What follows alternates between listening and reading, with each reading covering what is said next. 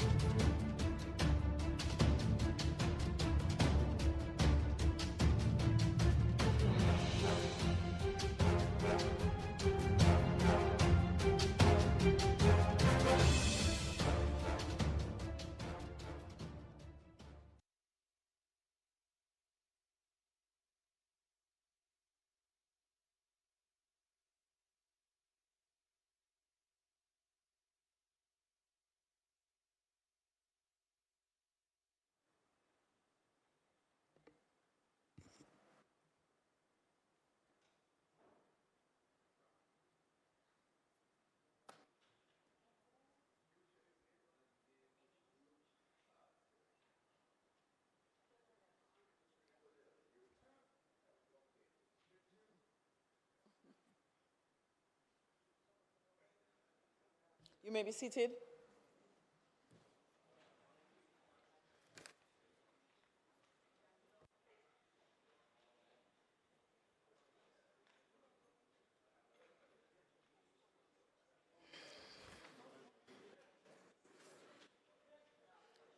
Good afternoon, everyone. Let me take this opportunity to welcome everyone in the gallery and all fellow member parliaments here in the parliament today, staff and those who are here observing, those who have joined us online, particularly those on PBCJ. Let's first apologize for our late start. The meeting of the Parliament's Commission was being held and we went a little bit beyond the requisite time. We had 2 meetings of the Commission this afternoon. As you are well aware, we're coming to the end of the financial year, well, Christmas season, and everyone wants to ensure that the decisions that are to be made are done in time for the close of this year.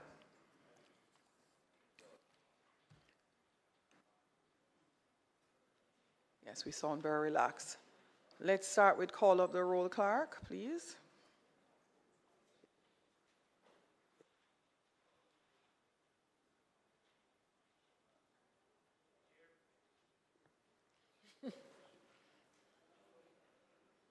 I'm sure I said this Honorable House resumes its sitting, but just to make absolutely and abundantly clear, this being December 19, 2023, this Honorable House resumes its sitting. Clerk, call of the roll. Dr. Clark, Mr. Bartlett, Mr. Holness. Oh, Mr. Clark. Mr. Holness, Dr. Clark, Dr. Chang, Ms. Grange, Mr. McKenzie, Mr. Chuck, Dr. Tufton, Mrs.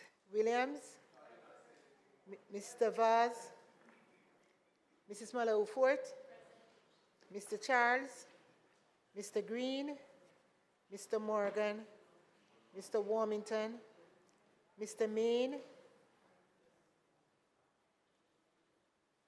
Mrs. Cuthbert Flynn, Mr. Terry Long, Dr. Dunn, Mr. Hutchinson, Mr. Witter, Ms.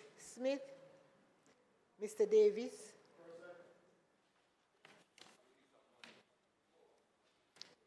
Mr. Brown, Dr. Brown-Burke, Dr. Charles, Mr. Chin, Mr. Cousins, Ms. Crawford, Ms. Daly, Ms. Davis, Mr. Golding, Mr. Graham, Dr. Guy, Ms. Hamilton, Ms. Hannah, Mr. Henry Kitts, Mr. Henry, Mr. Hilton, Mr. Jackson, Mr. Lawrence, Ms. Lee, Mr. Miller, Mr. Montague, Ms. Morrison, Mrs. Nita Garvey, Mr. Paulwell, Mr. Phillips, Dr. Phillips, Mr. Robertson, Mr. Robinson, Mr. Samuda, Mr. Shaw, Mr. Siblist,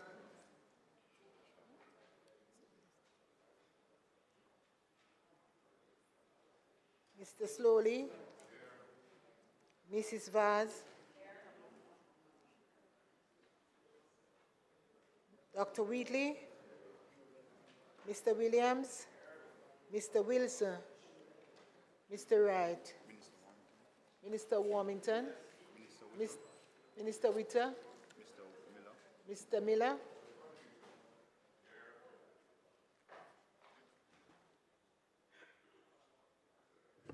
House Leader.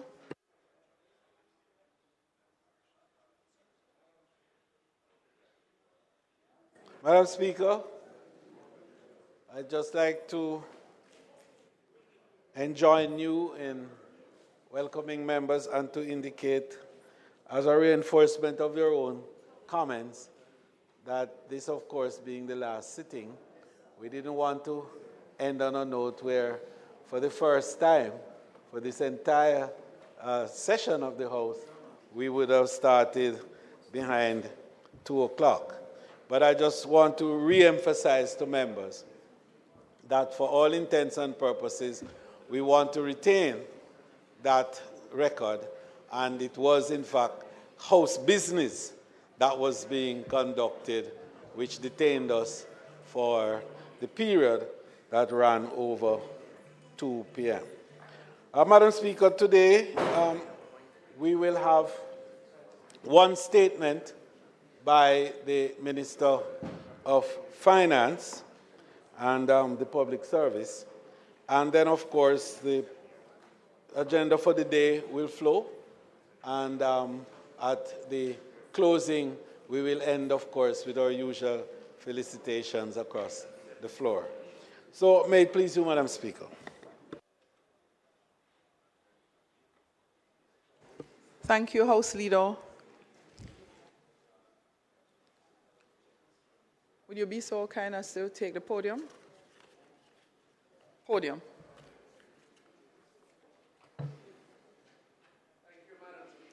No, we're not ready for you yet, Minister.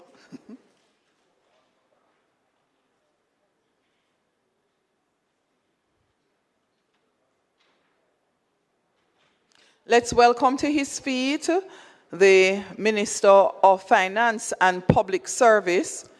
Minister, your mic, please. Thank you, Madam Speaker.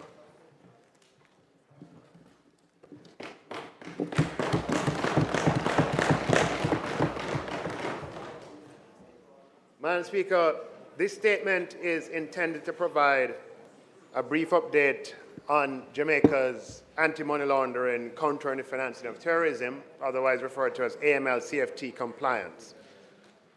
Madam Speaker, there are 40 Financial Action Task Force recommendations that constitute the international standards by which jurisdictions' preventative measures to combat the risks posed by criminals to launder the proceeds of crime and finance terrorism and proliferation of weapons of mass destruction are assessed.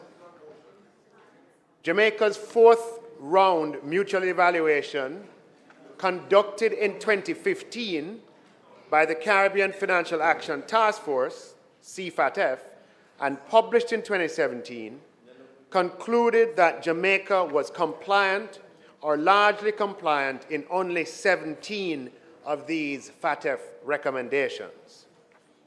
Against this background, I'm pleased to provide this interim update to the House as follows. Since the publication of the 2015 assessment in 2017, Jamaica has applied for re-rating of the assessment of Jamaica's compliance with the 40 FATF recommendations on 3 occasions. We applied in 2020, in 2022, and in 2023, and applied based on the progress that was made. With the 2023 re-rating, in aggregate, Jamaica's performance has now resulted in a total of 20 recommendations being upgraded to compliant or largely compliant since the 2015 mutual evaluation.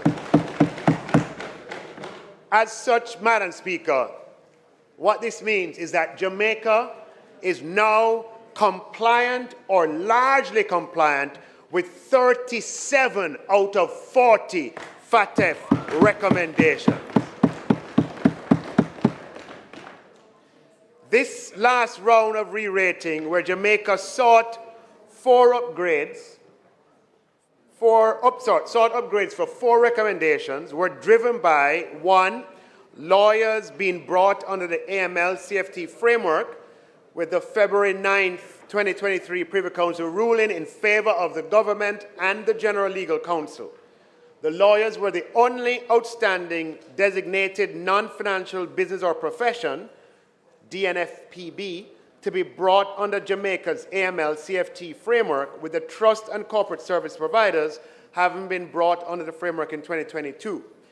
With this milestone achieved by way of success at the Privy Council, Jamaica was able to successfully apply for the upgrade of Recommendation 28, which is a regulation and supervision of DNFBPs, to largely compliant. The second was that a cascading impact of lawyers being brought under the framework allowed Jamaica to address the remaining gap in Recommendation 22 that requires all designated non-financial business and professions being obligated to conduct customer due diligence as set out in Recommendation 10 when undertaking transactions as set out in the orders, i.e. buying and selling of real estate, management of client money, securities or other assets, management of bank savings or security accounts, organization of contributions for the creation, operation, and management of companies, and creating, operating, or management of legal persons or arrangements, and buying and selling of business entities. As such, Jamaica was rated largely compliant with Recommendation 22. Similarly, Recommendation 23, which deals with the requirements for DNFPBs to report suspicious transactions, with lawyers now under Jamaica's AML-CFT framework, this remaining gap has been addressed, as lawyers are now obliged to make suspicion transaction reports when circumstances warrant, and this allowed for the upgrade to largely compliant. Finally, the comprehensive amendments to the Companies Act to bring the transparency and beneficial ownership of legal persons in line with FATF's Recommendation 24, as revised in February 23. And because we made the revisions in March of 23, those revisions had to be in keeping with the revised February 23 FATF recommendations. So as such, Jamaica was successful in being upgraded to compliant with Recommendation 24. Now, Madam Speaker, with this, Jamaica and Trinidad and Tobago are the only 2 countries in the FATF global network that are now compliant with Recommendation 24 as revised in February of 2023. And significantly, Madam Speaker, Jamaica is the only country to date in the global network to be compliant with both Recommendations 24 and 25, that's transparency and beneficial ownership of legal arrangements. Madam Speaker, this progress in Jamaica's AML-CFT legislative framework is critically important for Jamaica and Jamaican citizens as we wage a multiple-decade-long struggle with organized crime. Moving from compliant and largely compliant in only 17 recommendations to now 37 recommendations required the amendment of many laws and the passage of many new ones, in addition to the passage of many pieces of legislations, amendments, and new regulations. And this required the resolve of this administration and this Parliament. As such, Madam Speaker, on behalf of all Jamaicans, I acknowledge the support of my parliamentary and cabinet colleagues. You can clap yourself. Take a bow. Take a bow.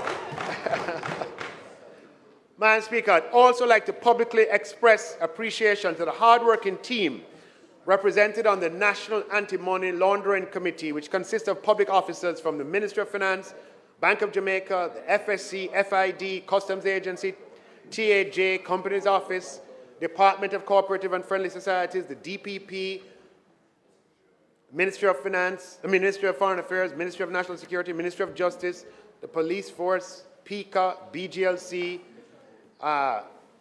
the Public Accountancy Board, General Legal Counsel, Real Estate Board, and supported by the Attorney General's Chambers and the Office of the Chief Parliamentary Counsel.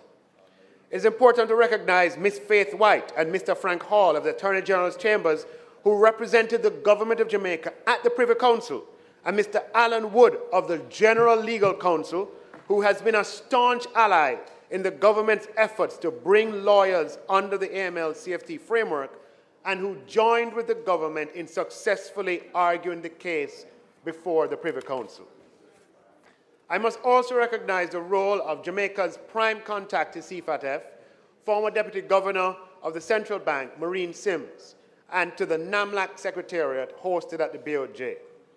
Madam Speaker, we rejuvenated the NAMLAC 3 years ago, that's the National Anti-Money Laundering Committee, which I chair in my capacity as Minister of Finance and Public Service, and supported by the work of the Secretariat, this body has been instrumental in facilitating the coordination required to achieve this progress.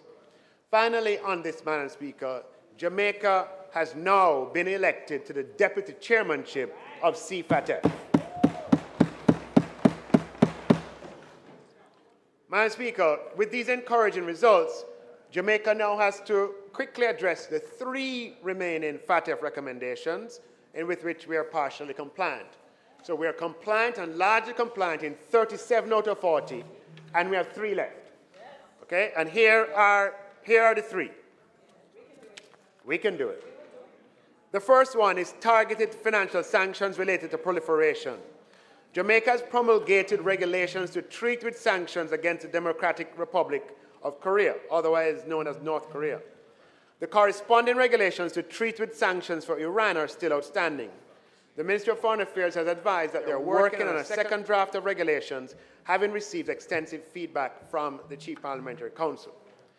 Recommendation 8, non-profit organizations. Although Jamaica has promulgated the Charities Act and has in large part identified those at-risk charities that should be protected against abuse from being used to finance terrorism, the framework is voluntary, as only those charities that are seeking a tax exemptions or benefit are required to register. I.e., if you're a charity and you're not really concerned about the tax exemption, you're not required to register with a DCFS.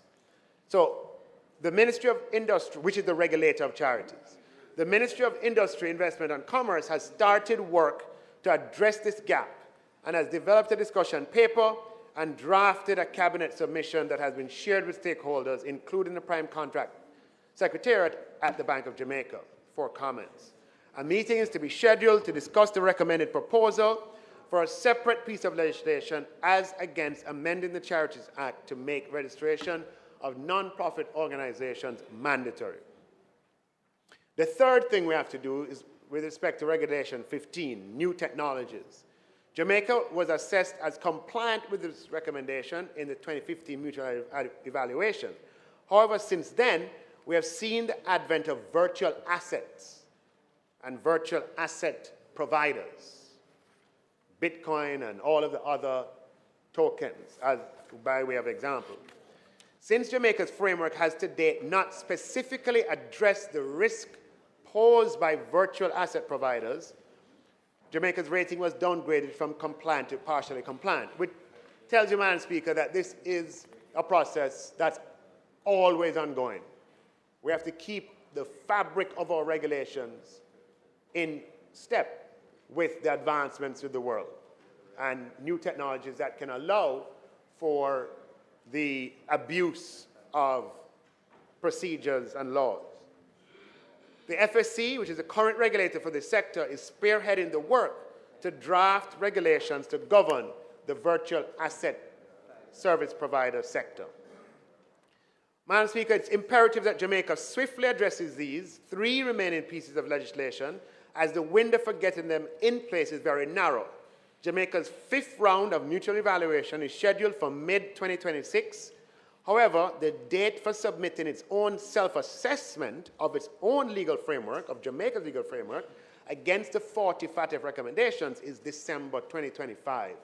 So it's important that we get these 3 pieces of legislation passed by December of 2025. One important requirement for the legislation being submitted for review is that it should have been enforced, sorry, my error there, it needs to have been enforced for 6 months prior to that December date. So it really means that by March 2025, we need to have these 3 pieces of legislation in place, i.e. for virtual asset providers to make registration of non-profit organizations with the Department of Cooperative and Friendly Societies mandatory, and the third one being the targeted financial sanctions as explained. Madam Speaker, that will allow us to have a smooth sailing in the 2026 mutual evaluation, which is important. Never again must we, in a mutual evaluation by CFATF, find ourselves so far behind that it leads to what we have experienced. So, Madam Speaker, this progress is important to return Jamaica to compliance with international standards and AML-CFT so that international counterparts are not required to engage in enhanced due diligence when conducting business with Jamaica. In addition to being assessed as compliant in only 17 of 40 recommendations in 2015, and that really concerns legislation. The companion assessment was that in terms of effectiveness, in the 2015 evaluation, Jamaica was assessed at having a substantial level of effectiveness in only 1 of 11 immediate outcomes, a moderate level of effectiveness in 4 of the 11 immediate outcomes, and a low level of effectiveness in 6 of the 11. While compliance with the FATF recommendations measures existence of the legislative framework in the country to address specific risks, the immediate outcomes measure the effectiveness of the laws on the books. Are they being enforced? Is enhanced due diligence being conducted when required, etc.? So it's one thing to have the laws. They don't stop at the laws. They look at the effectiveness of the regime. And due to the assessed deficiencies in the effectiveness of Jamaica's AML-CFT regime, and due to the size of Jamaica's economy as measured by a money supply metric that was arbitrarily changed, we maintain, Jamaica was placed under increased monitoring and follow-up by FATF, otherwise known as grey listing. This resulted in Jamaica committing to a 13-point action plan to address deficiencies in the effectiveness of our regime. Madam Speaker, Jamaica has accomplished an impressive body of work since entering the FATF's increased grey monitoring list and since agreeing to the 13-point action plan covering 5 immediate outcomes. And we agreed to this in February of 2020, just ahead of the pandemic. Minister, Minister's time for speaking has expired. House Leader.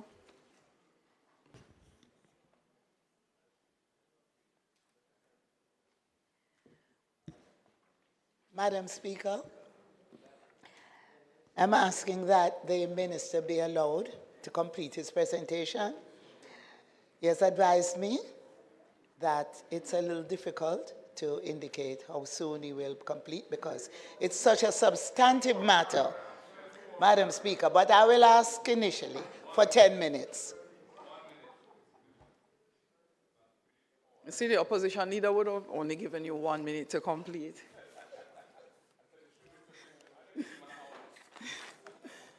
Minister, members, we're asking that the minister be allowed, where are you?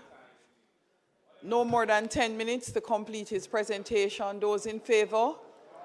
Those against? The ayes have it.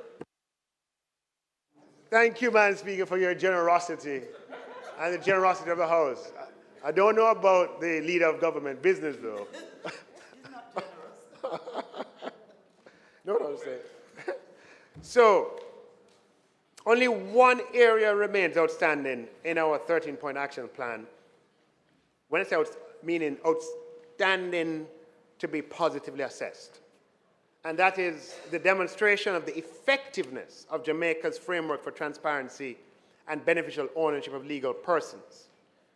Given the work being undertaken by the Companies Office, so we passed a law, but passing a law in March is not, that satisfies the 40 recommendations, but satisfying the immediate outcomes, we have to demonstrate that that law is effective.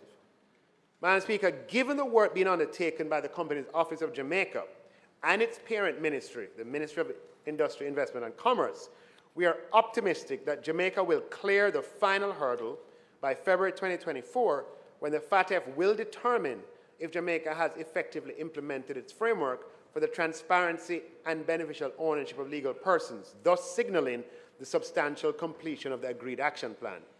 Completion of the action plan is a prerequisite for Jamaica to apply to exit FATF's increased monitoring,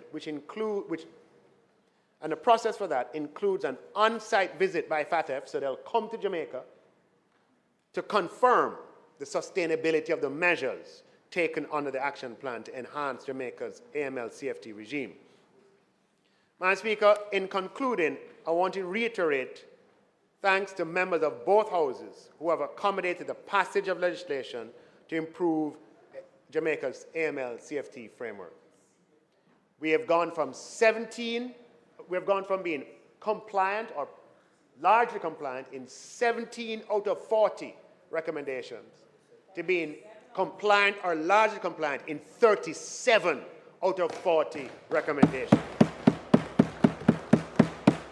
And, Madam Speaker, we have exhausted our deliverables under the action plan with respect to demonstrating effectiveness, and only one remains to demonstrate effectiveness of the beneficial ownership regime for legal persons.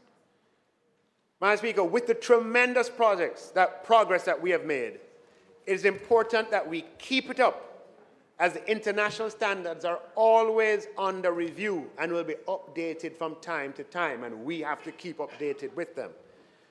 Having had the experience of being assessed as deficient in 60% of FATF recommendations in our fourth mutual evaluation in 2015, and spending the better part of the next decade trying to catch up, Jamaica must have a substantially improved showing in its fifth round mutual evaluation slated for 2026. With the results achieved so far, Madam Speaker, we are on track. And this experience shows that whatever Jamaica focuses on, Jamaica can do. Thank you, Madam Speaker.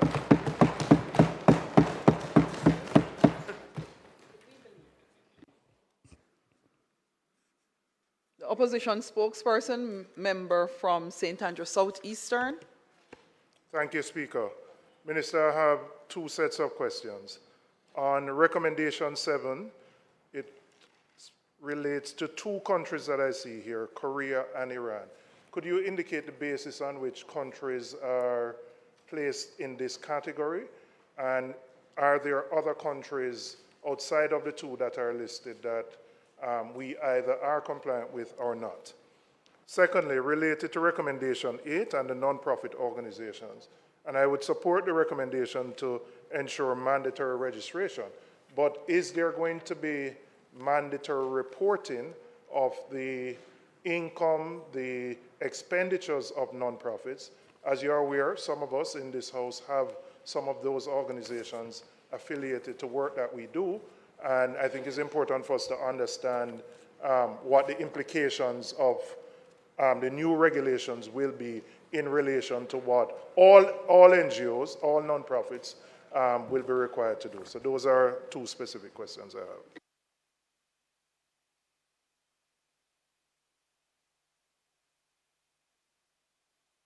Minister, it would appear not. Please respond. Thank you, Madam Speaker. Thanks to the member. With respect to the first question, what the recommendation is that when the United Nations Security Council passes resolutions, the expectation is that those resolutions are given effect in Jamaica immediately, within, I don't want to quote it, like 24 hours, like immediately. And so that's how countries, to answer your specific question, that's how countries get placed on it. It's United Nations Security resolutions. With respect to recommendation 8, yes, recommendation 8 will require charities to be automatically registered, whether or not they're seeking tax exemptions. But the registration comes with obligations. Once you're registered, the charity will have to file statements on income and expenditure on an annual basis. And I think, financial statements prepared by, accountants registered with the ICAJ. Related to the recommendation 7, is it that these countries are considered to be either financiers of terrorism or related to activities that would be considered in the category of being supporters of terrorism? Minister? Yeah, so the framework, remember, is anti-money laundering, countering the financing of terrorism. I don't want to necessarily be drawn into making a statement on these countries in particular, but what we're saying is whenever the Security Council, the United Nations Security Council passes a resolution with respect to money laundering or countering the financing of terrorism or proliferation of weapons of mass destruction, it is Jamaica's international obligation is to ensure that those standards, those resolutions are given effect in domestic law immediately.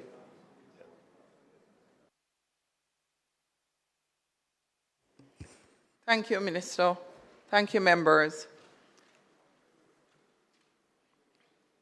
Announcements?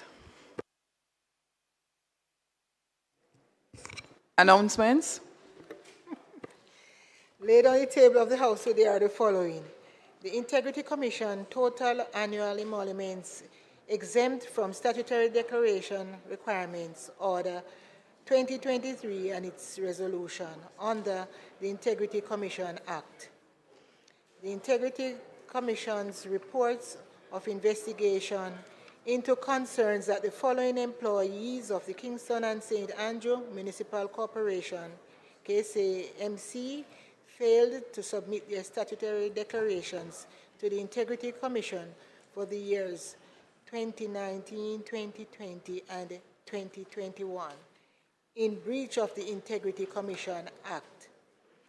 1, Ms. Cheryl Robinson. 2, Mr. Donovan Thompson. 3, Mr. Jovan Davis. And 4, Mr. Dwight McLeod.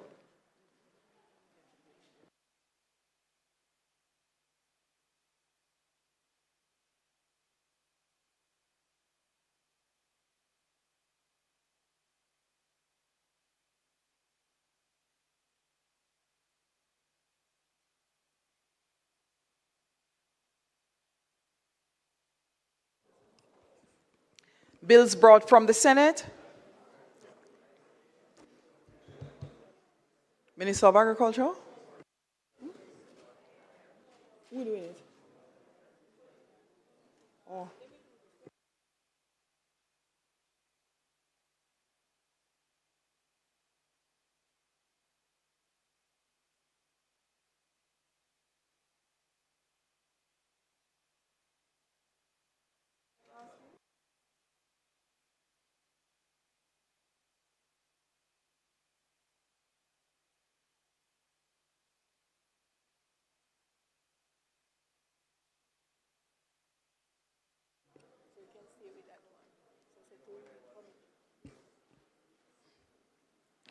House Leader, we will end up needing to recommit bills brought from the Senate. We will continue. Petitions, papers, reports from committees, notices of motions given orally. No. Madam Speaker, I beg to give notice that at the next meeting of the House, I will move the following motion. The Integrity Commission total annual emoluments exempt from statutory declaration requirements audit 2023 resolution. Whereas Section 39(1) of the Integrity Commission Act, hereinafter referred to as the Act, requires parliamentarians and public officials to submit to the Director of Information and Complaints of the Integrity Commission, subject to the provisions of the Act, a statutory declaration of asset, liabilities, and income in the form set out in the third schedule of the Act. And whereas Section 39(2) of the Act provides that Section 39(1) of the Act shall not apply to a public official who is in receipt of total annual emoluments of less than $3,500,000 or such other amount as may be prescribed by the Minister, subject to affirmative resolution of the House of Representatives. And whereas on the 18th day of December 2023, the Minister made the Integrity Commission total annual emoluments exempt from statutory declaration requirements order 2023. Now therefore, be it resolved by this Honourable House as follows. 1. This resolution may be cited as the Integrity Commission total annual emoluments exempt from statutory declaration requirements order 2023 resolution. The Integrity Commission total annual emoluments exempt from statutory declaration requirements order 2023, which was laid on the table of the House on the 19th day of December 2023, is hereby affirmed. Madam Speaker, I further beg to give notice that at a later stage today, I will move for the suspension of the standing orders to enable me to take this motion. Thank you. Next member. Minister. Yeah, thank you. Madam Speaker, I beg to give notice that at the next meeting of the House, I'll move to introduce and have read a first time a bill shortly entitled the Financial Administration and Audit Amendment Number 3 Act of 2023.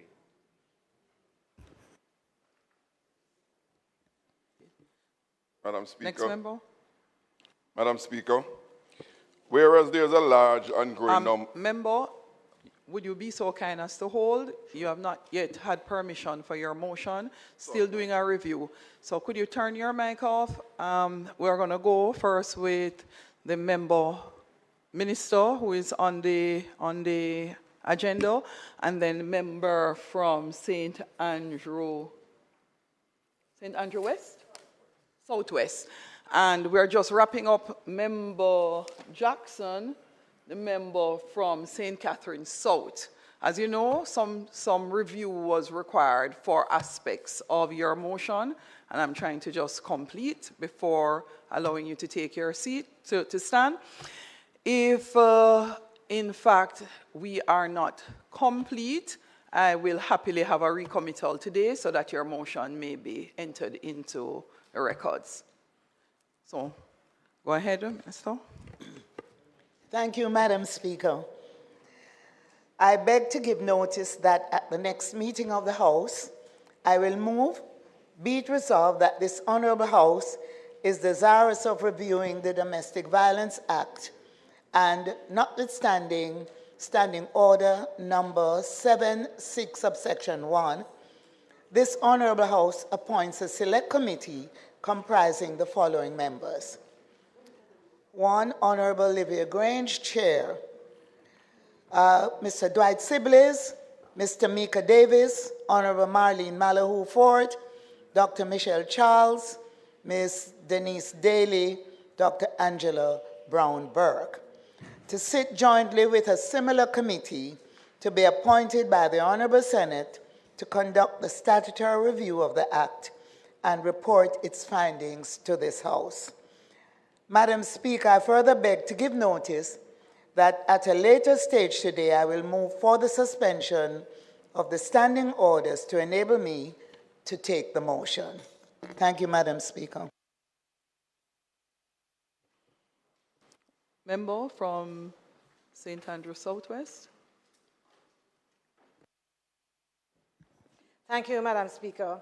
I beg to give notice that at the next meeting of the House, I will move the following motion. Motion for the reaffirmation of Jamaica's commitment to justice, freedom, self-determination, and defense of human rights.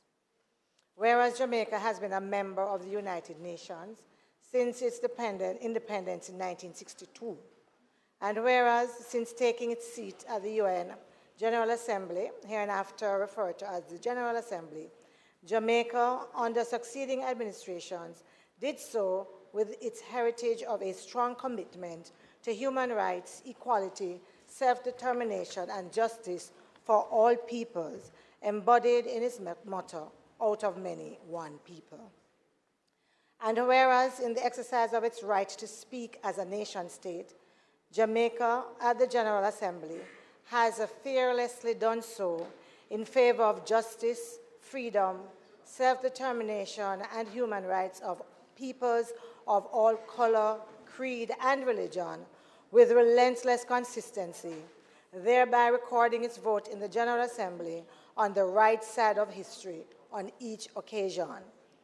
And whereas on October 27, 2023, the United Nations General Assembly Resolution A/ES10/121, this being a humanitarian ceasefire resolution on the Israeli-Palestinian conflict, was introduced by Jordan.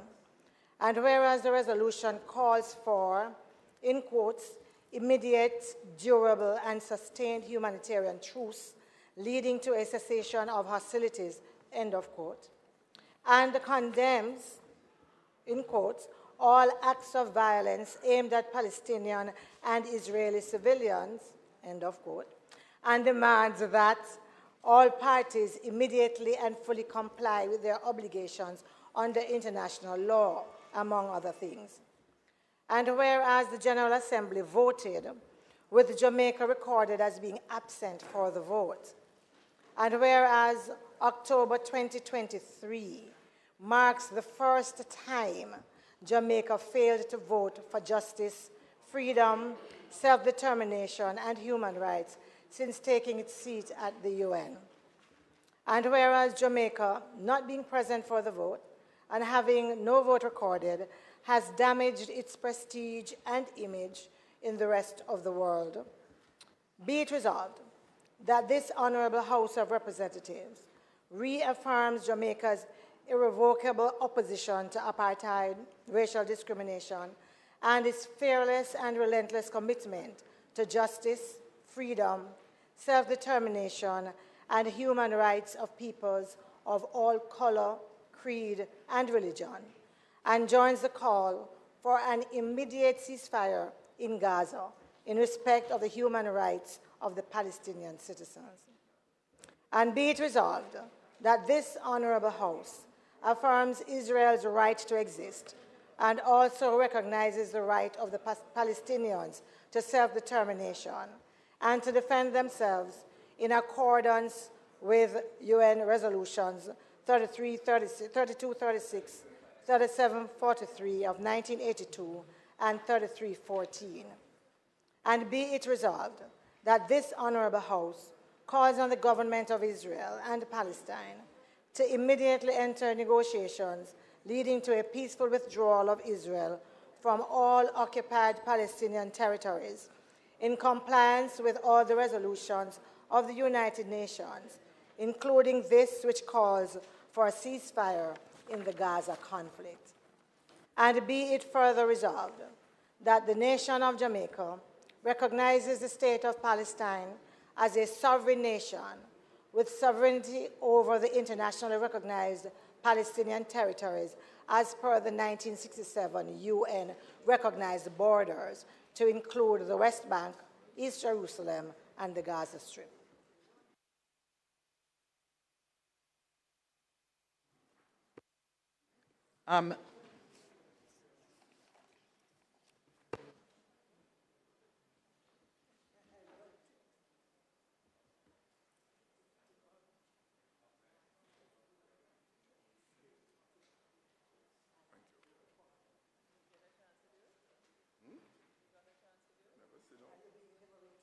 The member from St. Catherine South. Thank you very, very, very much, Madam Speaker. Madam Speaker, I hereby give notice of the following motion. Whereas a large and growing number of account holders at banks and other financial institutions in Jamaica have been experiencing substantial losses of nearly $1 billion from their accounts. And whereas many account holders are experiencing difficulties in recovering those losses at the banks and other financial institutions.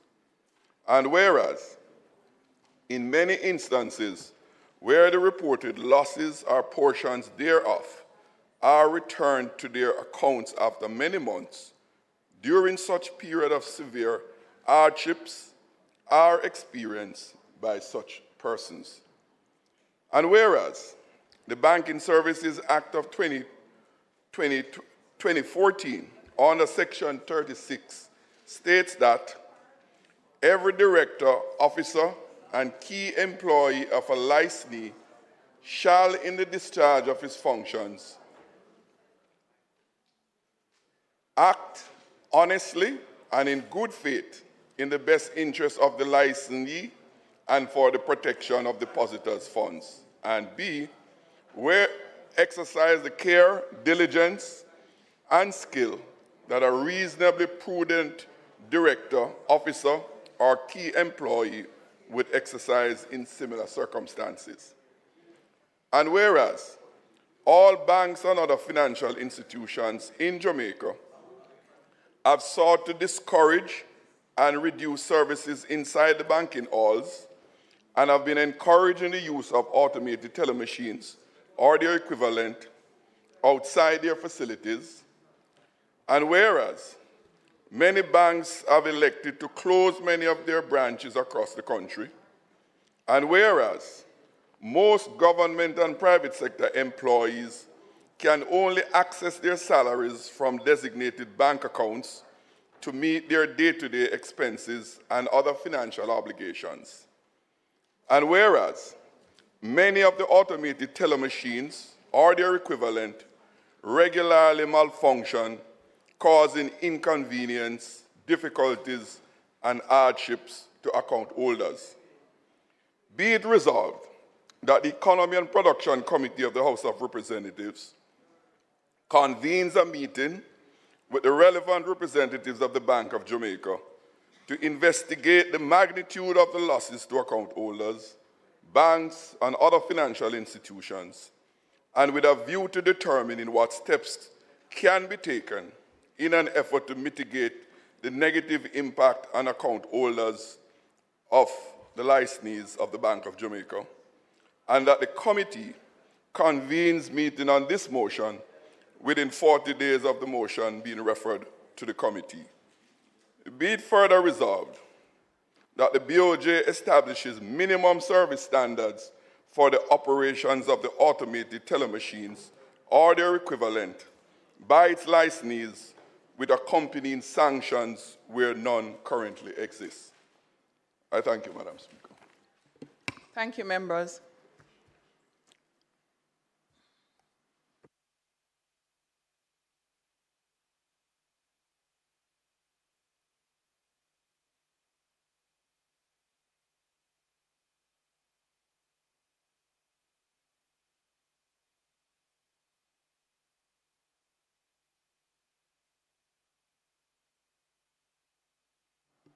Member Jackson, would you be so kind as to approach and please carry the document you read from?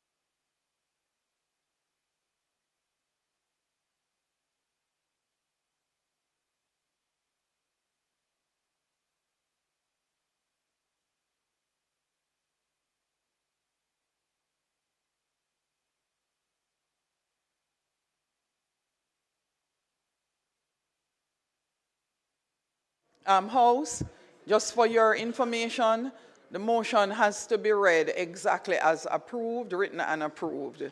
So if the member has an additional copy that was subsequently edited, the final version signed by the Speaker is the motion that is required to be read. So Member Jackson is just going to reread. No, he has to, no, he had a different copy. It's not that he cannot read, he reads very beautifully. Member Brownberg. Madam Speaker, I thank you for those instructions. The fact of the matter, members, I had edited one section to make a provision which was not carried on the copy that the Speaker got and signed on. So it's not a major thing. It can be dealt with in the thing, so I won't make an issue of that. So I will reread the one that was signed off on without the addendum.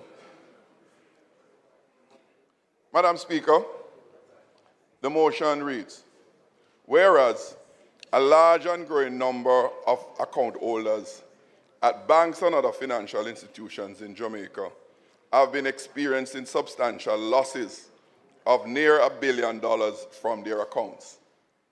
And whereas many account holders are experiencing difficulties in recovering their losses at banks and other financial institutions, and whereas in many instances where reported losses or portions thereof are returned to the account holders, accounts after many months. During such period, severe hardships are experienced by such persons.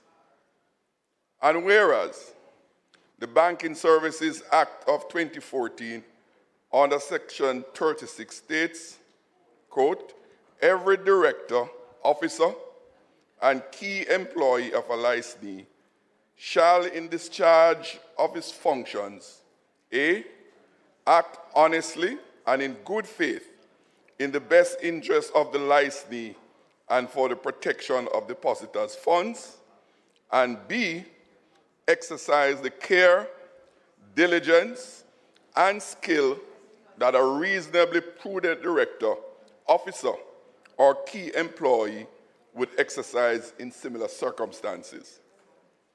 And whereas all banks and other financial institutions in Jamaica have sought to discourage and reduce services inside the banking halls and have been encouraging the use of automated teller machines or their equivalent outside their facilities. And whereas many banks have elected to close many of their branches across the country, and whereas most government and private sector employees can only access their salaries from designated bank accounts to meet their day-to-day expenses and other financial obligations. And whereas many of the automated teller machines or their equivalent regularly malfunction, causing inconvenience, difficulties, and hardships to account holders. Be it resolved that the Economy and Production Committee of Parliament, the committee, convenes a meeting with the Bank of Jamaica to investigate the magnitude of the losses to account holders, banks, and other financial institutions, and determine steps to be taken to mitigate the negative impact on account holders of licensees of the BOJ, and that the committee commence meeting on this motion within 45 days hereof. Be it further resolved that the BOJ establishes minimum service standards for the operations of its licensees with accompanying sanctions where none currently exist. I thank you, Madam Speaker. Thank you, Member.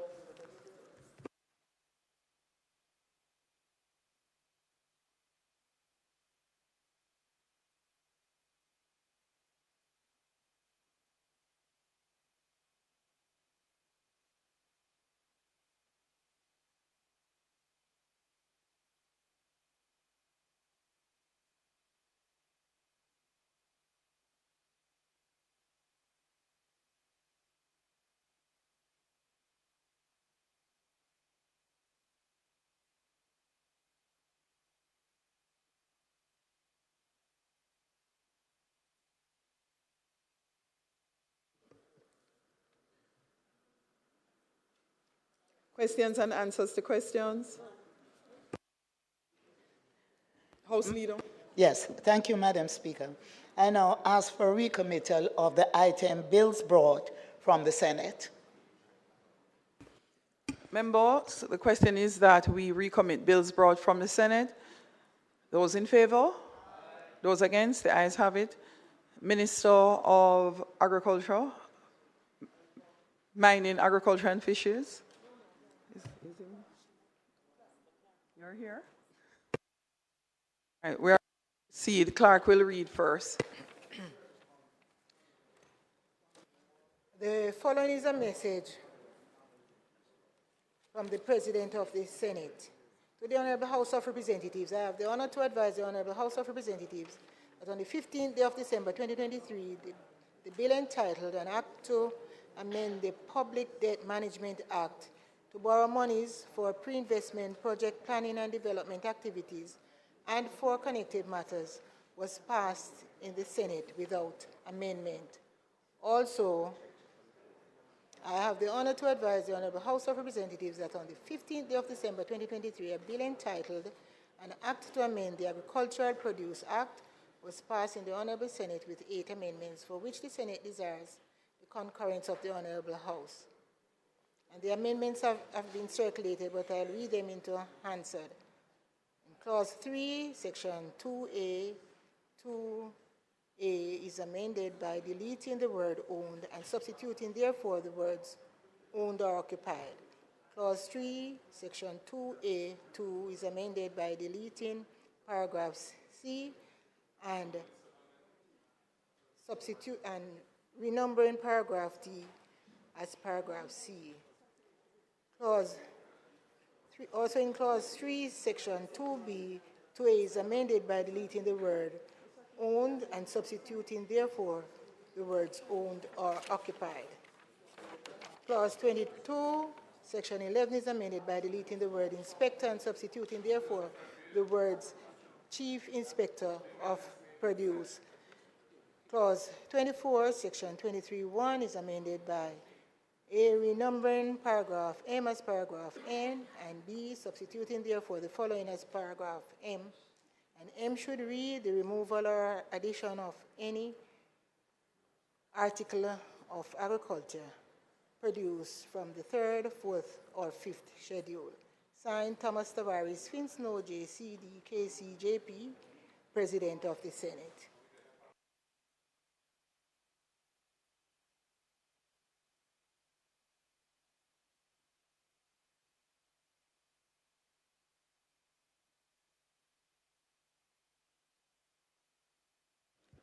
The amendment should have been circulated, Opposition Leader. I'm just checking with the Marshal and orderlies what has happened. We will resolve in short order. Not yet.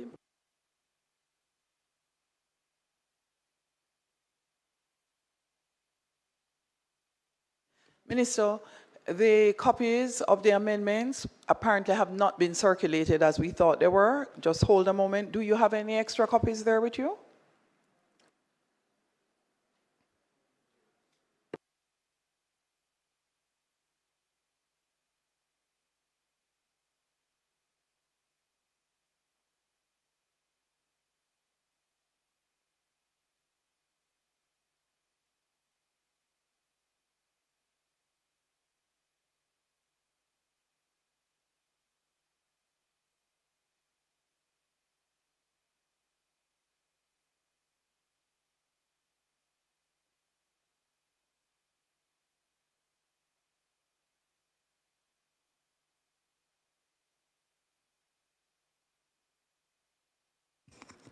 Opposition Leader, are you and the members from, because the spokesperson doesn't have a copy either.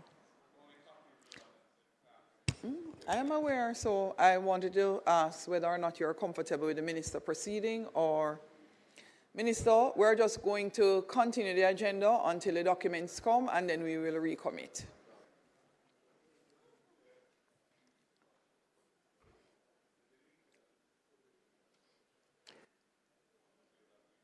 Questions and answers to questions, motions that may be made at the commencement of public business requiring notice, motions relating to the sitting of the House.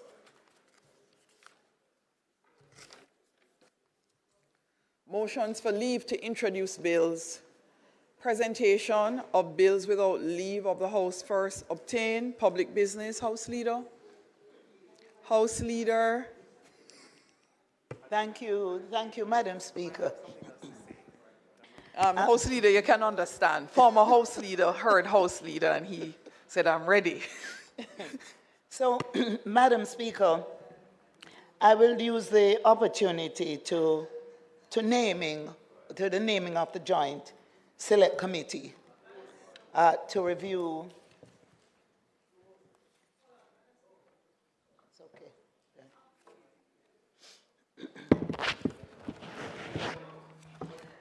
So, Madam Speaker, I now move for the suspension of the standing orders to enable me to take the motion, notice of which I gave earlier. Those in favor? Those against? The ayes have it. So, Madam Speaker, this will not be a long debate because I had indicated on many occasions when I spoke in the House in dealing with matters that affect our women, our girls, our boys and our girls,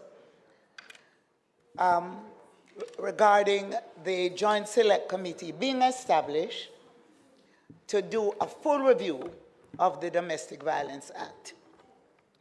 Last week when I spoke, the Leader of the Opposition also indicated a similar desire, concern, that the Joint Select Committee would be set up.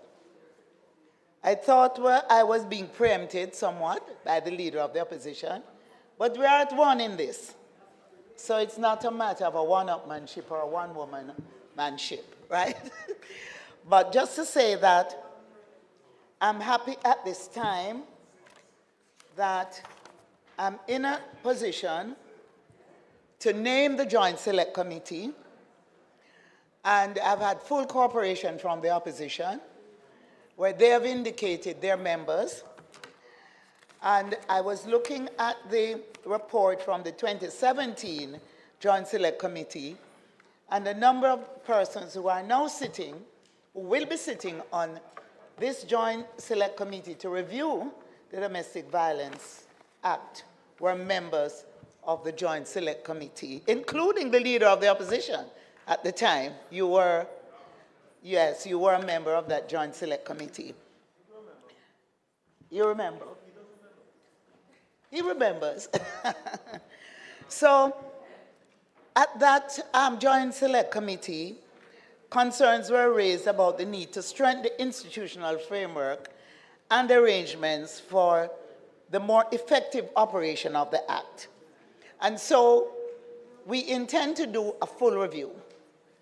And that full review may even go to the point where we will repeal and come up with a new Domestic Violence Act.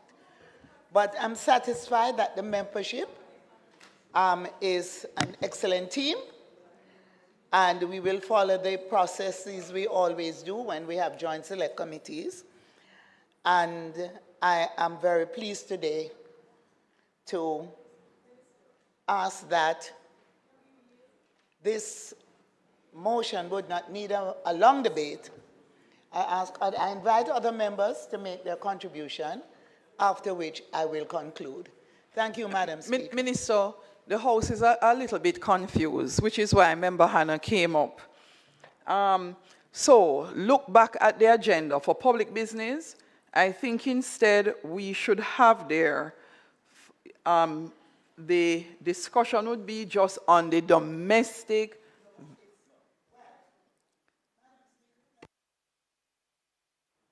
My prompt has indicated the naming of the Joint Select Committee to review and report on the Domestic Violence Act. 2 items under public business.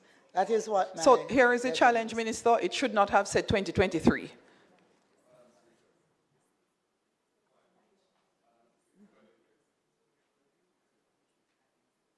2023. Right, and I'm saying the review of the old act, the way it is written on the agenda, look below for the naming of the joint select. Naming of the joint select, Minister, so the confusion is on the agenda, the naming of the joint select is just to review the Domestic Violence Act, which my understanding is that's the old act. And that is why the member was confused.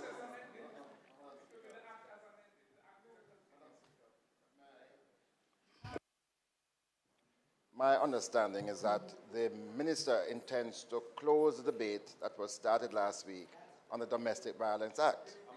Amendment.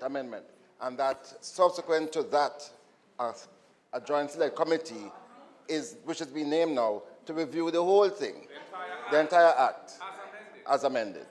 So we expect after this debate to go to close the other debate, at which time the member from Southeast St. Andrews. I am clear, and that was what was confusing Member Hannah, because the argument that you're closing a debate when you're then putting a joint select committee, she's expecting that she would be party to the debate, and quite correctly so. So, Madam Speaker, as I had indicated before, that the Joint Select Committee to review the Act, to do a full review of the Act, that is the committee that is now being established. And Minister, hold on a moment. Member Hannah, you are clear? Well, Madam Speaker, maybe I should be allowed to complete my comments, and then it probably will be very clear. Yeah, let me explain. Let me explain. There are two items here. One item on the public business is to complete the debate on the amendments to the Domestic Violence Act. These are about 5 or so amendments, which are immediate and urgent. And we will complete that debate today, so we can treat with matters that are urgent, that has to do with the abuse of our women. The other item is to set up a joint select committee to review the act itself. And to review the act itself, which may be coming out of that review. We may repeal it and come up with a new Domestic Violence Act. So it's not confusing. They're two different things. No, Minister, what is confusing is that the agenda is incorrect. The agenda should have read, Member Hannah, naming of a joint select committee to review and report on the Domestic Violence Act. That's what it should have said. That's what it should have said. And yes, if that was written there, Member Hannah would have been very clear. So the prompt is correct, Minister, but she was reviewing the agenda, which started the confusion. So the agenda was incorrectly written. So, Minister, take it away. All right. So Madam Speaker, I think it's now clear to everyone that coming out of the Joint Select Committee report of 2017, it was recommended that we have a total review of the old Act. That is now being done, where we are setting up the Joint Select Committee to do that. In fact, the leader of the opposition last week confirmed that this was being contemplated. And as the minister responsible for gender, I made the decision that instead of waiting until next year, when we resume to appoint, to move the motion, I decided that I would do it today. And so, Madam Speaker, I am happy that we are all at one in this regard, and I invite other comments. Thank you. Minister, we have no objection, so you can proceed. Excellent. Thank you so much. Madam Speaker, Now that we have concluded the debate, I ask that it be approved. The question is that the motion for the establishment of the Joint Select Committee be Yes, she had read the motion, be approved. Those in favor? Those against? The ayes have it. Joint Select Committee has been established.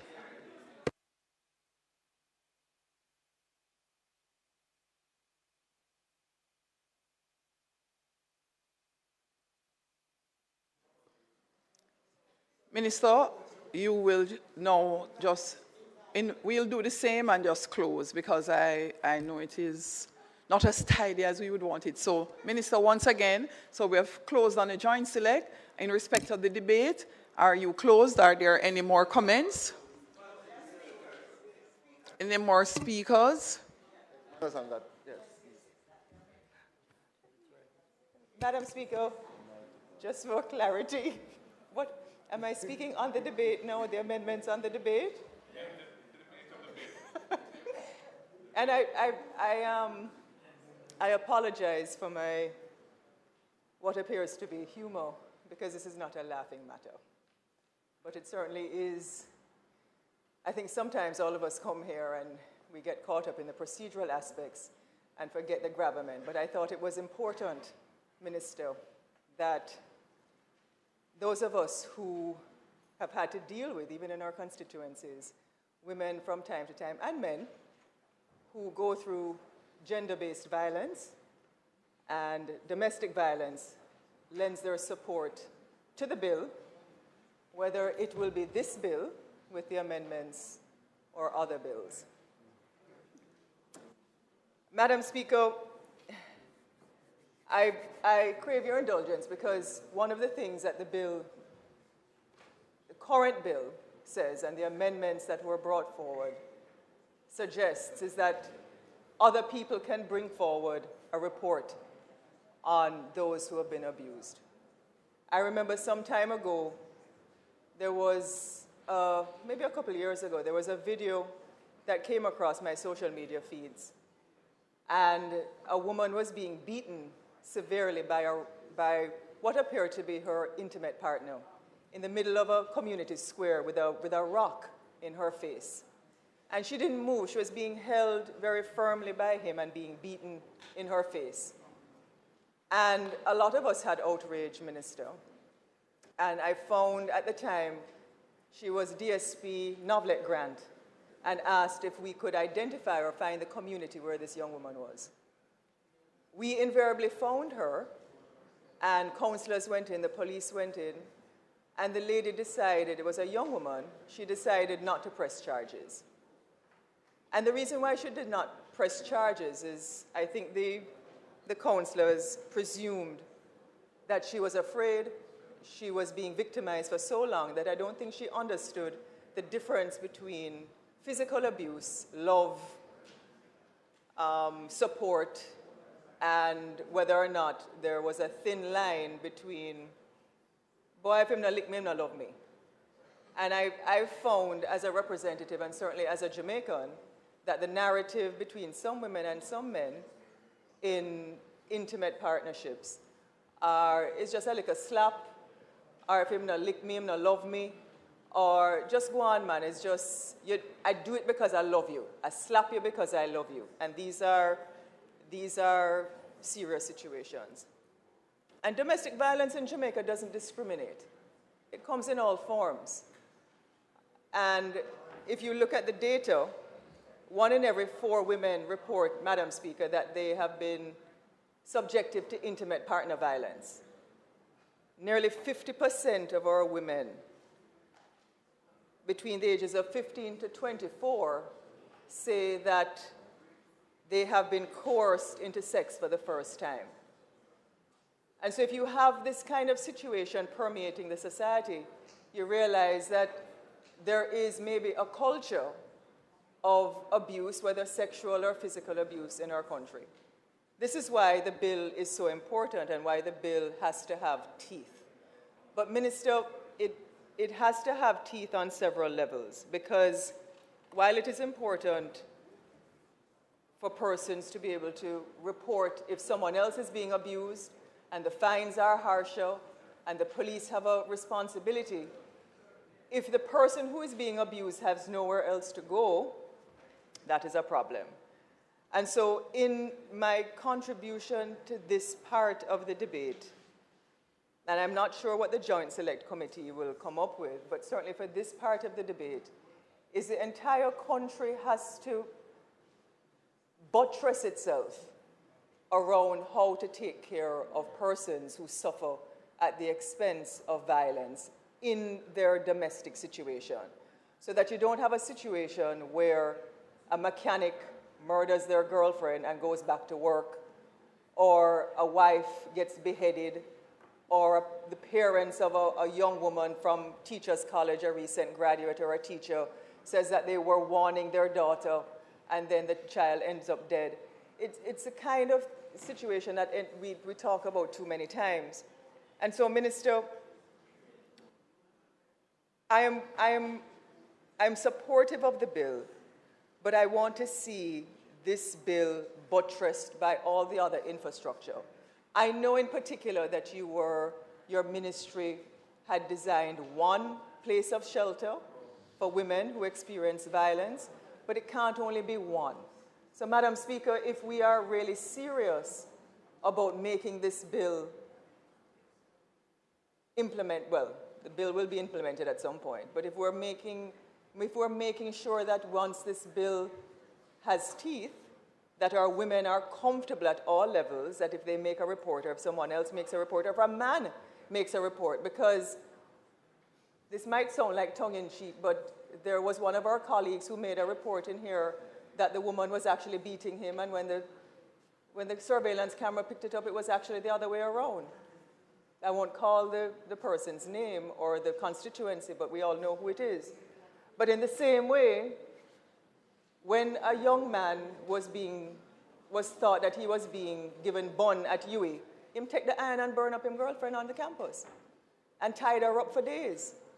These are the kinds of heinous things that we're experiencing now in Jamaica, and I don't know that even we recognize that we have the second highest rate of killing of women per capita in the world. That's serious. Huh? Femicide. Well, a lot of persons, the opposition leader, don't really remember the word femicide, but it's true. And so, Minister, I urge you to bring the bill quickly. And I urge you that rather than repeal the bill, whether it needs additions, amendments, that we do those. Because this is long. This has waited too long in coming.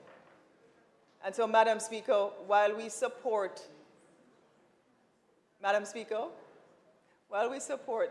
tone and the tenor of the bill and its necessity and its urgency, I would urge that the Parliament sees this as one of its most important bills that we will pass in this cycle, because it will give women not only a respite, but it will give them, and men, it will give them some comfort in recognizing that as legislators, we are really serious about their safety.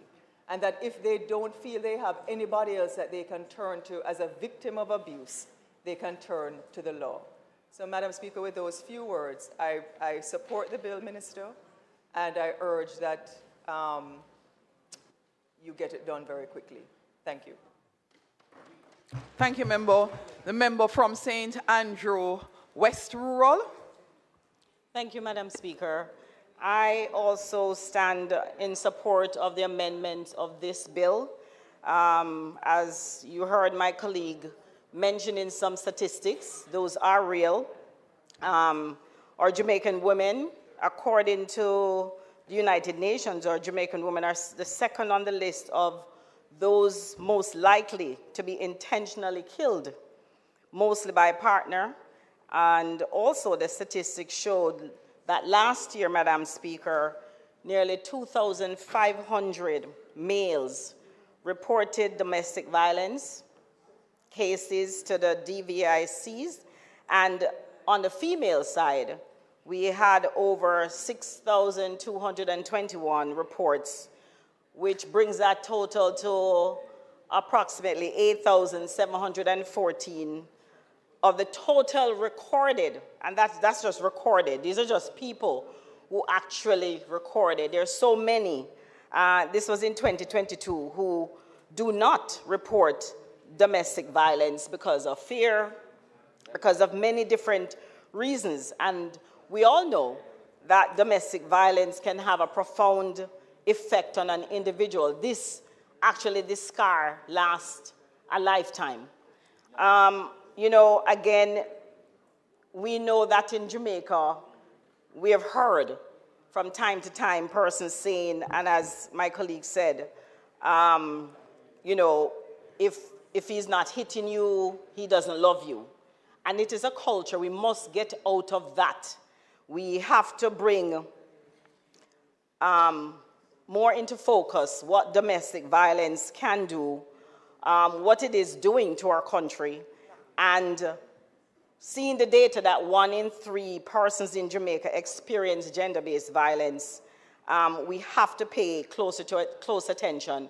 And I'm so, this afternoon, Madam Speaker, I'm really happy that the ministers brought these urgent amendments forward.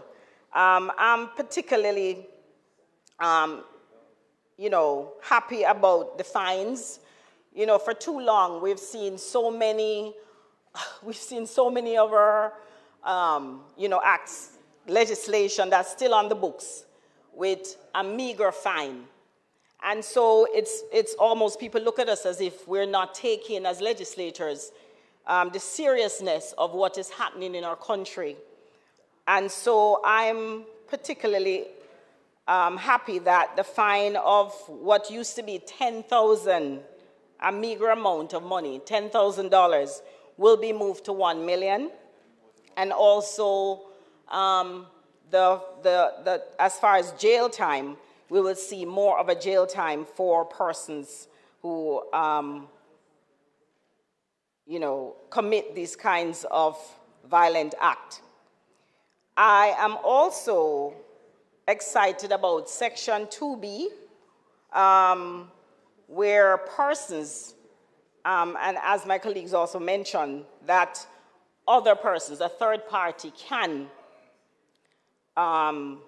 report what is happening in a community.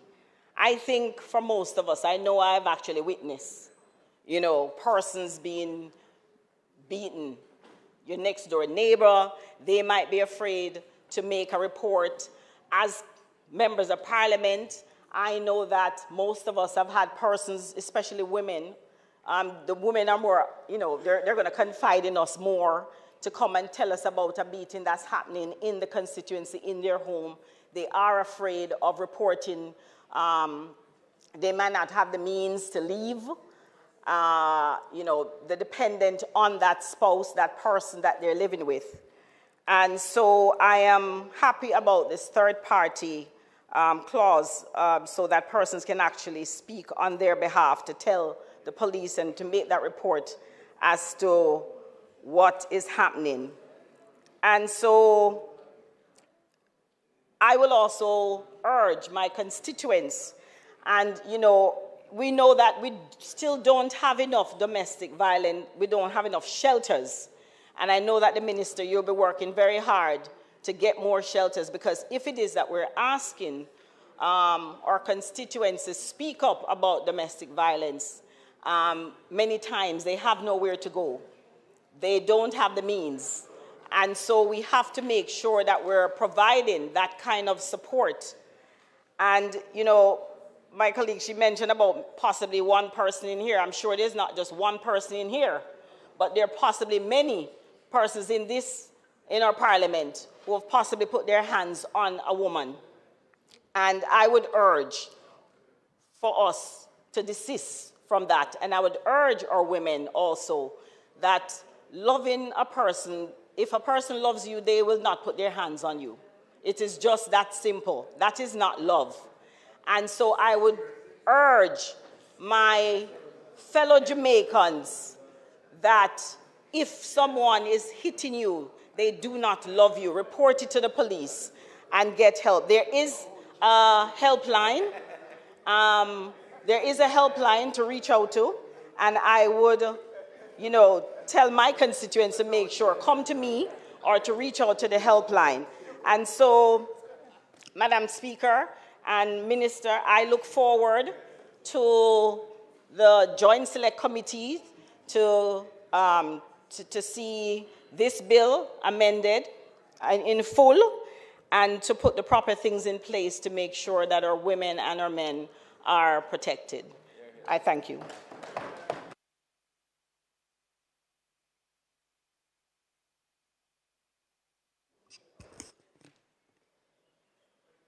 No, I didn't speak before. Thank you very much, Madam Speaker. I see a puzzle on your face, but I have not had any intervention in this particular discussion. Originally, I really was not going to speak, but I thought that I should, I thought I should add my voice. I wanted to support the amendments that are currently before us. I believe that many Jamaicans are pleased to hear that we are here today making those amendments, and I know they will be further pleased as well that we are establishing a Joint Select Committee to look at a more comprehensive review of the legislation. It is something that all progressive Jamaicans have been calling for, and there are a number of issues that are outstanding.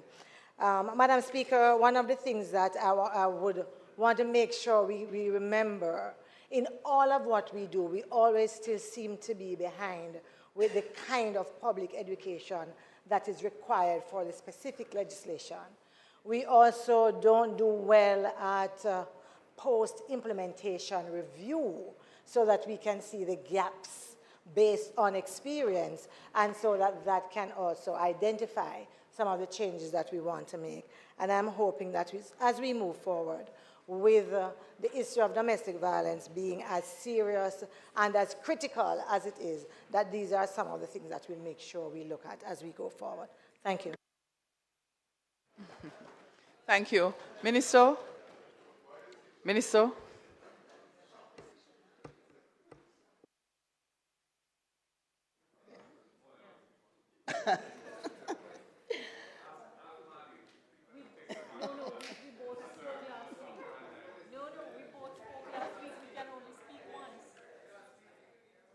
So, Madam Speaker,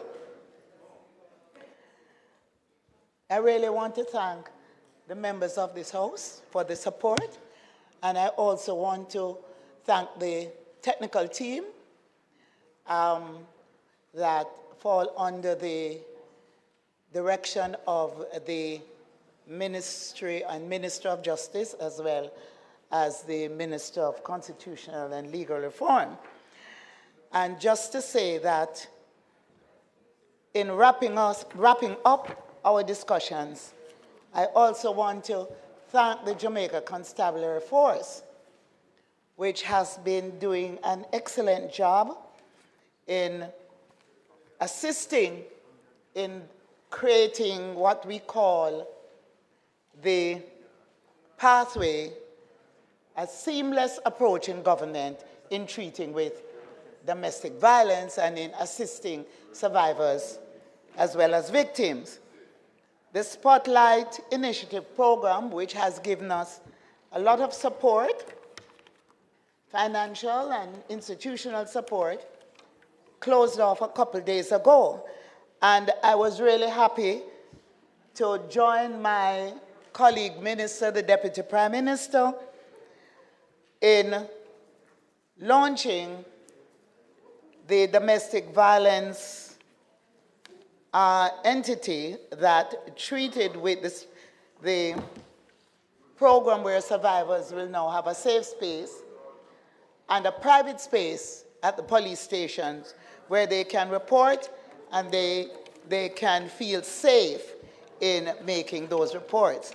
I also want to thank the Ministry of National Security for doing the due diligence on the members of the Sexual Harassment Tribunal. And Madam Speaker, I'm really very happy today that in closing this debate, I can in fact announce the members of the Sexual Harassment Tribunal. And the establishment of this tribunal is an independent body with jurisdiction for the enforcement of the Sexual Harassment Protection and Prevention Act 2021 as mandated within the legislation.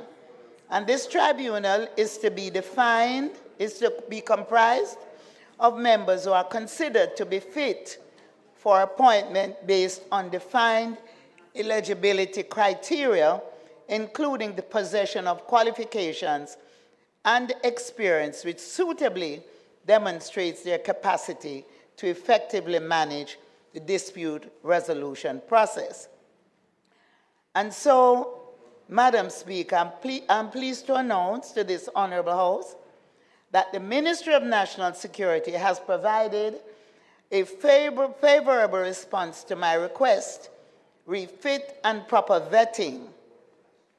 Approval has been granted for the 14 members of the tribunal following against the proposed members of the Sexual Harassment Tribunal. And those members are Mr. Ferdinand Algernon Smith, who will be chairperson, Mrs. Indira Persad, deputy chair, Mrs. Karen Campbell Basco, deputy chairperson, Ms. Janetta Smichael, attorney at law, member, Ms. Camille Lee, JP, trained and certified mediator, a member, Ms. Karen Wilson, trained and certified mediator, Ms. Claire Miller, trained and certified mediator, Mr. Kevin Campbell, trained and certified mediator, Mr.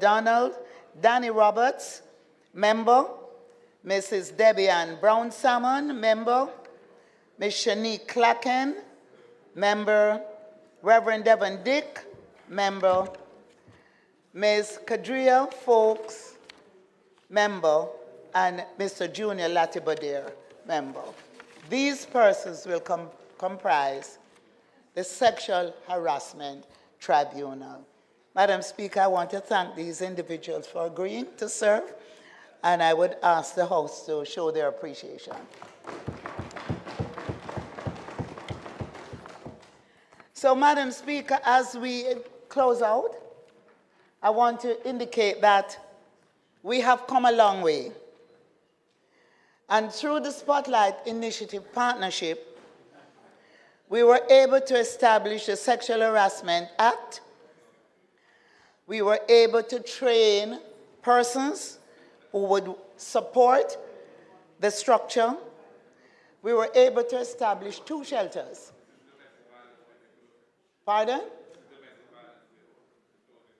Yes. Yes. And that's all right. That's all right. It is important to state within what context that we are now recommending the amendment to the Act, and to say that we have come a long way, and we have provided institutional strengthening, and we have provided the systems to ensure that we're able to follow through on these pieces of legislation.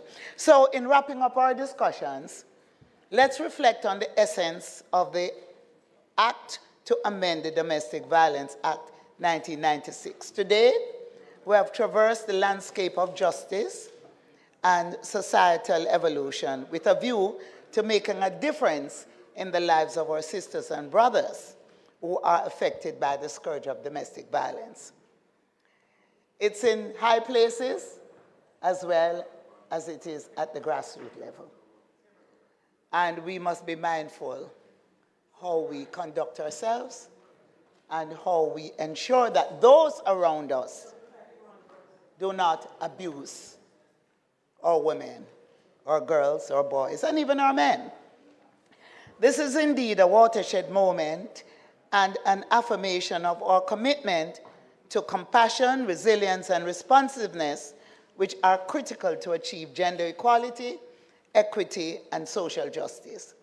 The changes which are proposed are shaped by the wisdom of the committed and dedicated members of the Joint Select Committee, which was set up in 2016 and reported in 2018. The changes will extend the parameters of protection beyond traditional boundaries to encompass a broader spectrum of relationships. In Section 4, we have fortified the court's ability to shield against various harms from harassment to property damage and beyond. Clause 4 sends a very clear message, and those who have ears, let them hear. Today, it's not just a legal adjustment. It's a strong statement about safeguarding personal security and is indicative of the government of Jamaica's position on citizen security and safety. Madam Speaker, I should say super ecstatic that this bill provides me as minister with the flexibility to update penalties, expand our legal armory to be super responsive in the face of evolving challenges. As we conclude, I urge each member of this House not just to observe the amendments, and I will repeat, I urge each member of this House not just to observe the amendments, but to embrace the transformative power within this bill. Don't be silent if you know it's happening. Don't be silent if you know it's happening. It goes beyond the legal jargon. It's a promise to fortify our societal fabric with justice, protection, and compassion.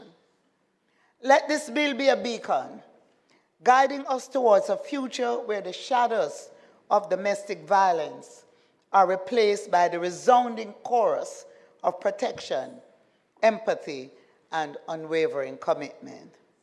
Madam Speaker, I extend my sincere thanks to all and for your consideration. Thank you, Madam Speaker. I now ask for a second reading of the bill.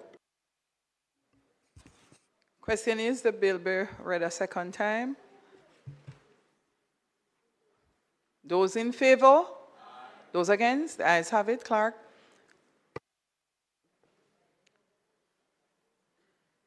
A bill shortly entitled the Domestic Violence Amendment Act 2023, read a second time. Thank you. House Leader, there are some general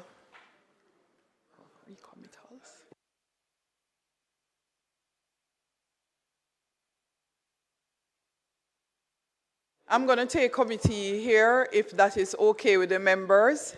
If you're fine. Yes, Marshall, you may go ahead. We are now in committee, members.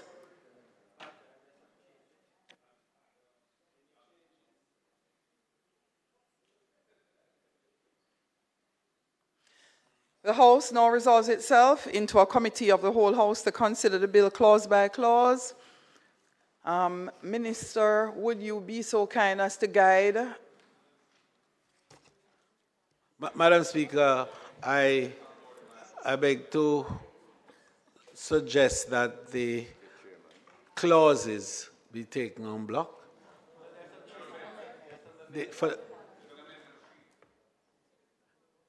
But I think we've gone through the amendment in the essence while we debated.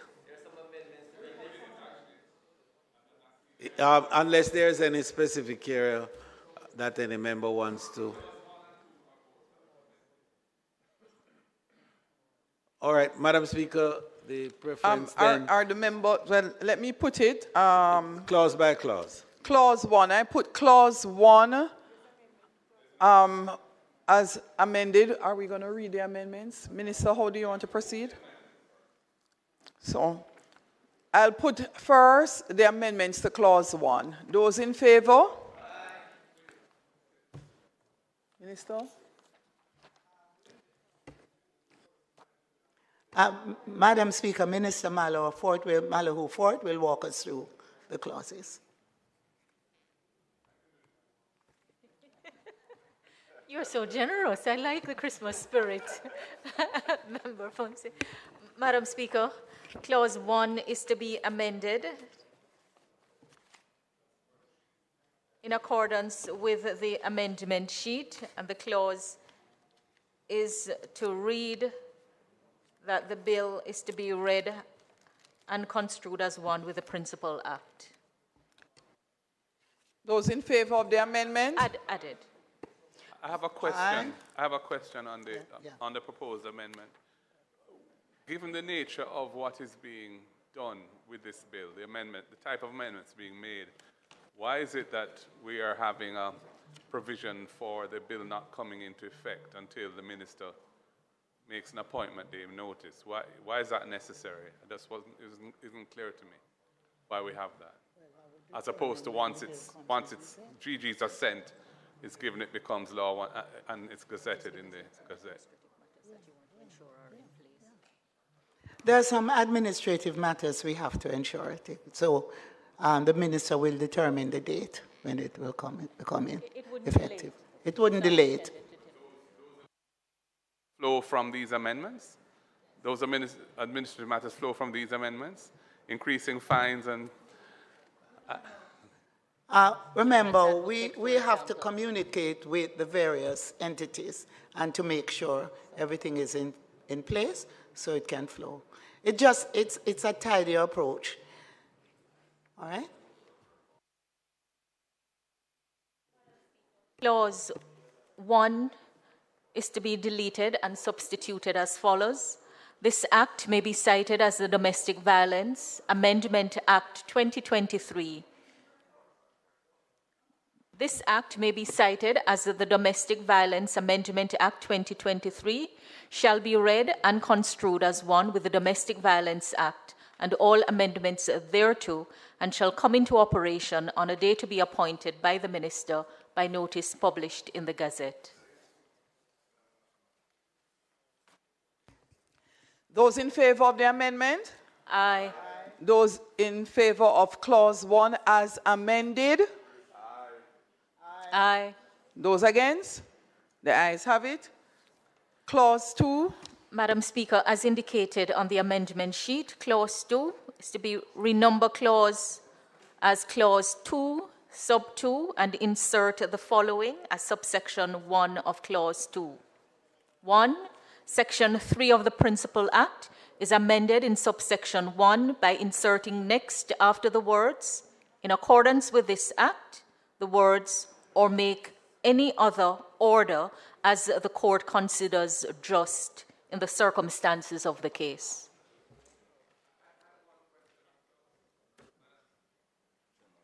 Madam Chairman, I have one question on clause 2 and its amendments. I had proposed that, I don't have the bill before me from last week, but I had proposed that the list of criteria or types of orders that can be made would include an order prohibiting... Not to communicate. Communication or interaction, because I know that can be an issue with somebody who is, maybe unbalanced, maybe aggressive, and the victim really doesn't want to have anything to do with them whatsoever. I wasn't sure why that had not been taken on board. Yeah. On behalf of the Minister, just to indicate that on reflection, that could be enumerated, but there are other matters that may be considered appropriate depending on the dispute between the parties before the court. And so it is safer at this time to enable the court to make an appropriate order which could specifically include the one that you have suggested regarding communication, if that would be part of the solution to the problem that the court is adjudicating upon. Well, all of the list in the bill are options available to the court, and they specify specific things that the court can order. We're adding a catch-all provision here. I have no objection to that. But I just thought, because interaction and communication is quite not only a fundamental thing, but something that maybe in the absence of being specifically stated in the law, a judge may feel reluctant to impose it.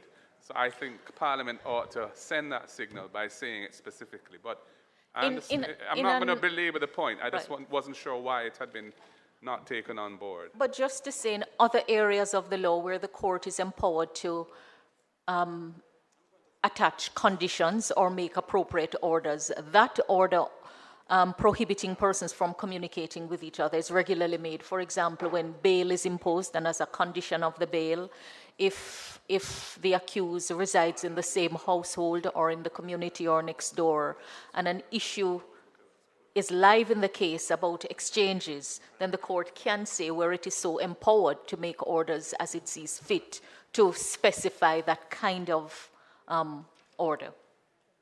But remember, the bill is going for full review, so, well, the act, yes.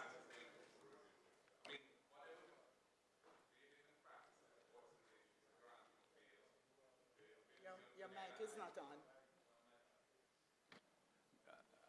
I'll accept what you say in relation to the practice of the courts when granting bail, that the scope of the Bail Act is sufficiently broad in terms of conditions that can be added, that they will make from time to time where they consider it appropriate that kind of condition about non-interaction, non-communication. But, you know, given that this is a different piece of legislation, domestic violence, and there is a specific list of things that the court can do, one of which is harassment, can make an order of preventing harassment, which is not defined, and as to what the boundaries of harassment are and when basic interaction becomes harassment may not be very clear. I thought that it would have been helpful to have adumbrated specifically in this context that it can be done. But Hansard is here to record the fact that the government side is suggesting that it's permissible under the catch-all to do it. So, you know, let's hope the judges are mindful of that. Well, member, be reminded how Section 3 of the Act is worded.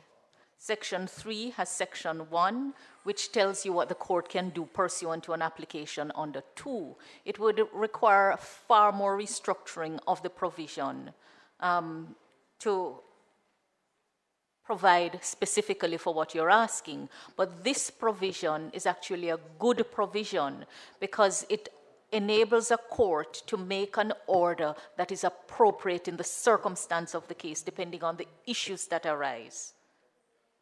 Yeah. As I said, I'm quite happy to have the catch-all added.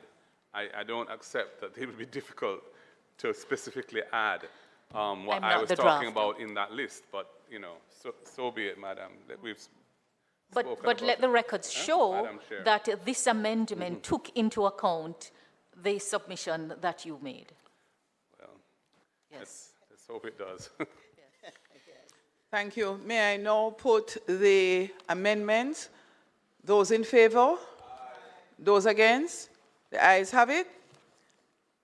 May I now put Clause 2 as amended? Those in favor?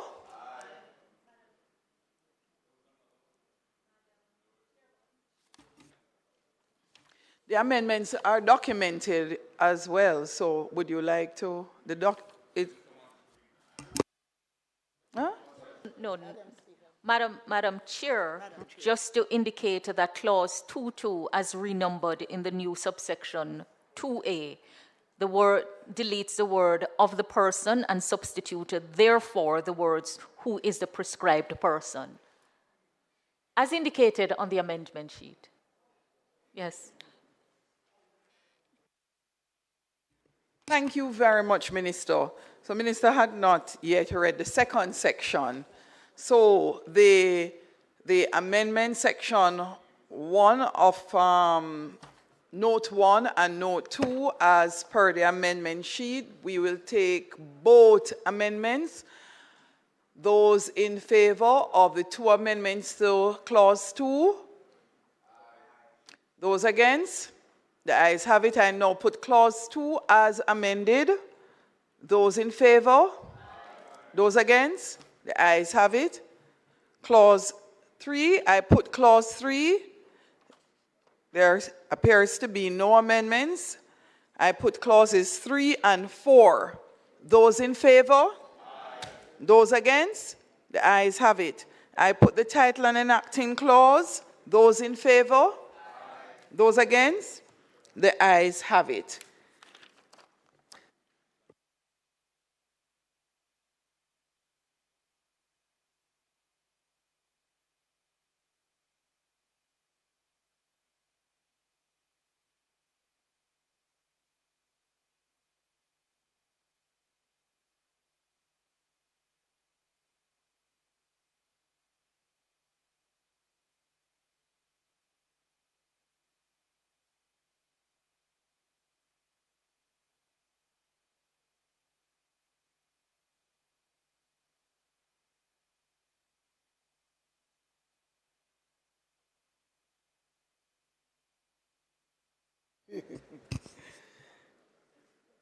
Members,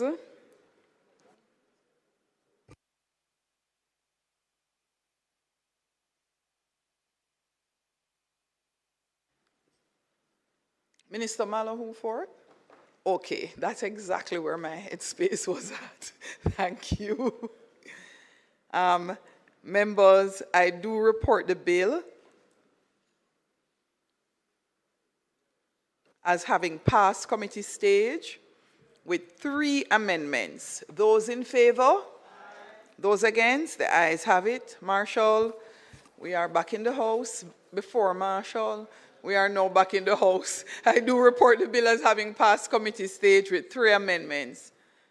Minister? Minister, no, he did his job already a little bit ahead of time. Minister, you still have a comment to make? Minister, you are needing to ask one more item.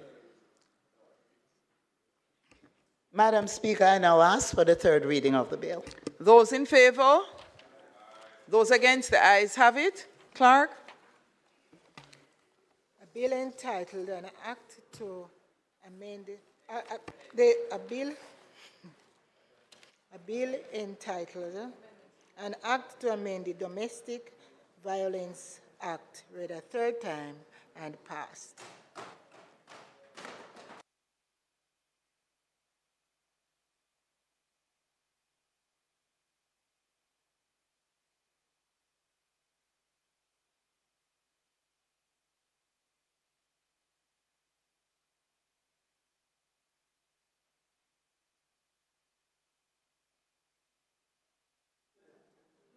No, wait.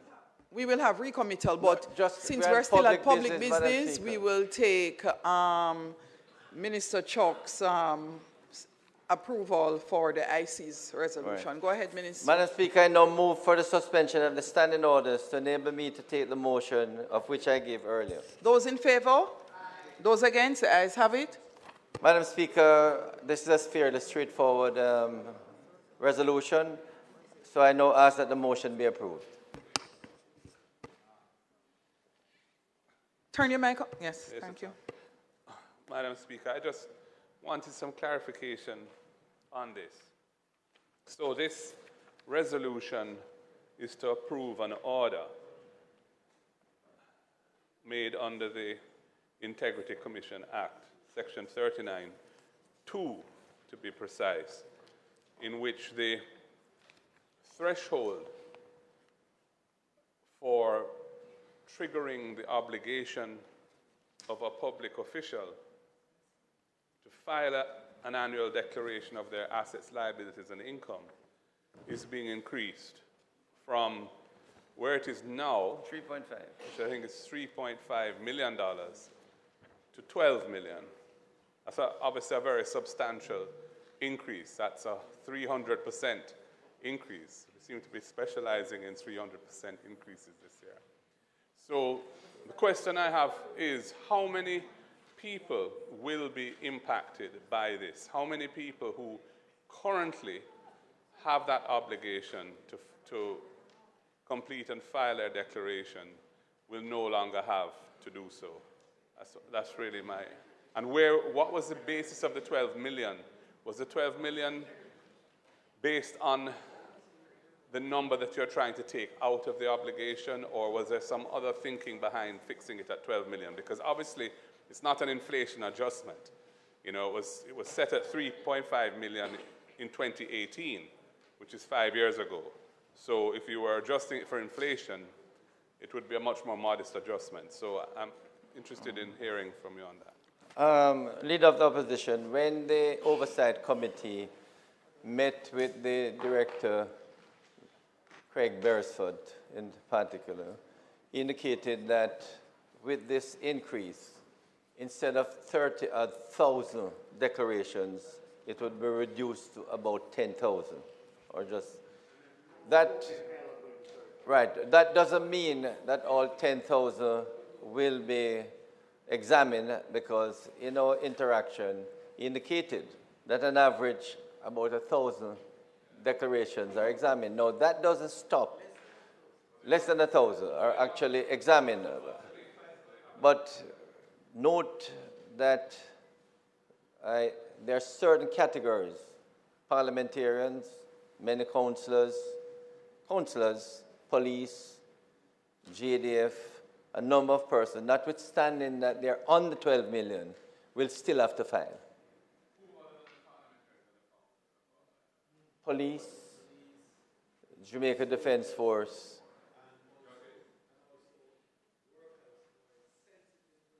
I think all judges are now over 12 million. So they will have to file. The parish judges, not yet, but may well be. No, the position anyway. My recollection of it is that the law allows an order, I think it is, to be made to extend the requirement to file to specific categories of persons, notwithstanding that they fall below the threshold. So there ought to be a list in some prescribed instrument which sets out who it is has to file, even though they're below the threshold. No, that is correct, Leader of the Opposition. What is important is that the IC can always ask a group or an individual to file, notwithstanding the threshold. I think so. But in fact, they can look at the risk. In fact, you know, Leader of the Opposition, as you know, the Integrity Commission Act is going through an overall. And these are some of the matters which we really need to look at. Because it is just unfortunate, Leader of the Opposition, that people are being asked to file. And even with the reduction to 10,000, they actually review less than 1,000.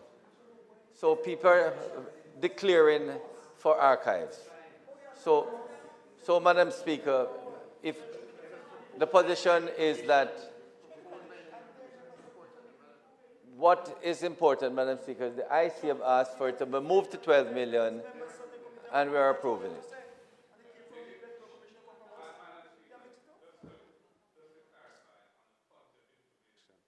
As we call it. Section 39, I think it is, 3, says that this is notwithstanding subsection 2, regulations made pursuant to this act may contain provisions requiring public officials who occupy posts as are prescribed, i.e. in the regulations, to submit a declaration pursuant to subsection 1. So it has to be done by way of regulations. And I think under the act, the making of regulations is not exclusively within the province of the commission itself. I would imagine there would be some parliamentary oversight of that. So when I asked which categories of persons are not presently exempted, even though they're below the threshold, it's because I wasn't aware that any regulation had been made to do that. I have not seen it. Yeah. So I'm not saying that it doesn't exist. I'm just saying I hadn't seen it, and I was interested to know which categories may have been benefited, that's perhaps not the right word, be compelled to file, notwithstanding that they're below the limit, whether the limit is 3.5 as it now is, or 12 as it will be after we pass this. But it's not clear to me that there is any regulation in place yet. Yeah. In the schedule, it lists, I don't know. Madam.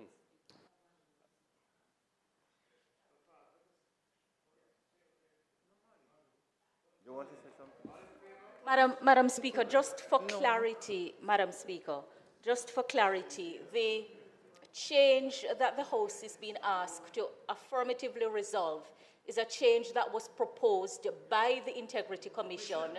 The submission was made by the Commission to the Joint Select Committee reviewing the bill and also to the Oversight Committee, and the recommendations were accepted in the light of the adjustments in the public sector wages and all of the other issues that arose during the deliberations of the committee. And this matter is coming further to the power where the minister may by order publish in the Gazette, subject to affirmative resolution, amend or vary any monetary, not just a monetary penalty, but amend matters in relation to the schedule, Madam Speaker. But the clarity, this is in respect of the limit that is being amended, and just for clarity, this is a recommendation which was made by the Integrity Commission and accepted by the committee reviewing the bill. And in light of what is coming up for the declarations at the end of this year, the matter was brought forward.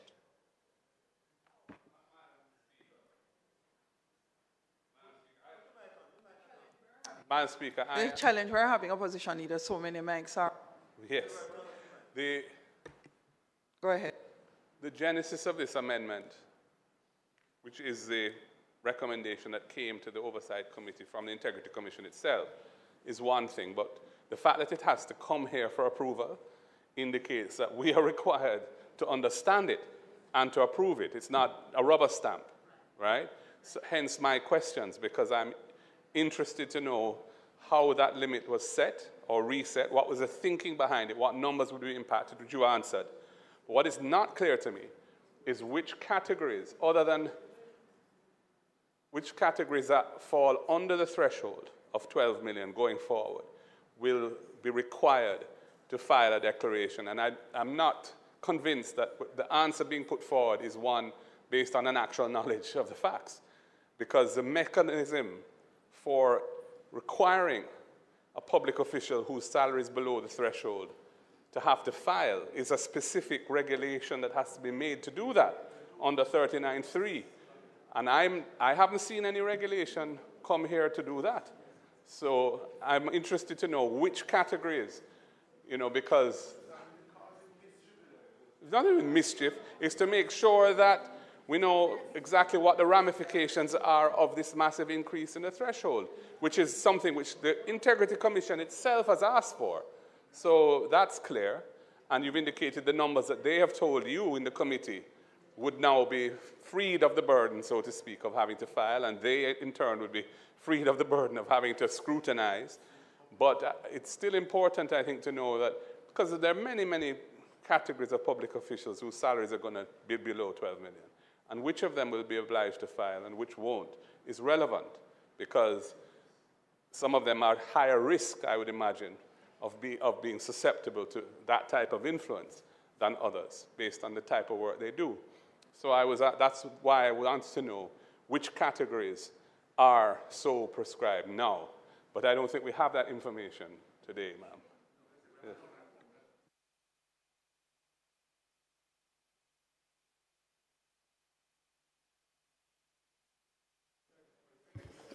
Madam Speaker, in the cotton trust, in the exchange, the minister indicated that the commission itself could direct and ask someone to file. Now, if my understanding is that I would like the minister to clarify that his understanding on that, or appoint us to to the bill, because that's not my understanding as to whether the Commission have that power to do that without the regulation.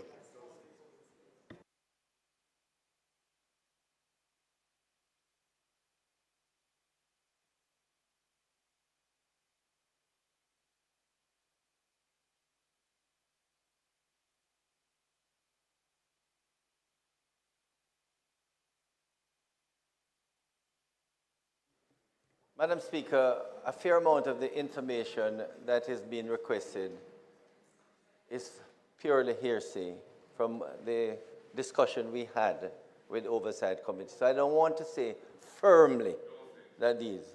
So what I would do is to indicate that the information will be forthcoming, but what is important is for us to approve this resolution so that persons who are on the 12 million won't have to file for next year.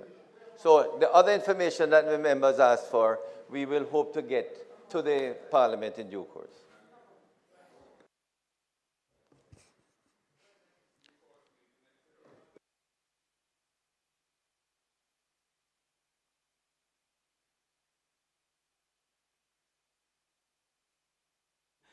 Minister, in closing your statement, before you take your seat, would you close by also asking that the resolution be approved by the Parliament? Go ahead, Minister. The position is before I will ask for the order to be approved, but also to indicate by the next sitting of, we will ask for some clarity on the questions you have asked. So I now ask for the order to be approved. Those in favor? Aye. Those against? The ayes have it. House Leader? We have some recommittals. House Leader?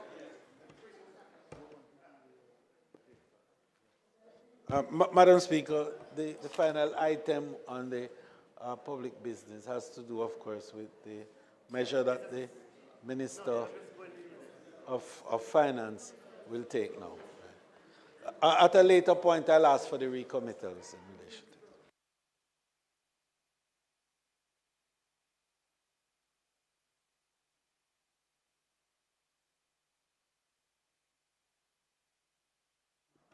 Madam Speaker, the matter for public business has been exhausted in this context. We therefore ask for a recommittal of two items. One, bills brought from the Senate to allow for the Minister of Agriculture to accept the bill and to ask for its approval. May it please the Madam Speaker. Thank you, House Leader. The question is that we recommit bills brought from the Senate. Those in favor? Those against? The ayes have it. Minister of Mining, Agriculture and Fisheries.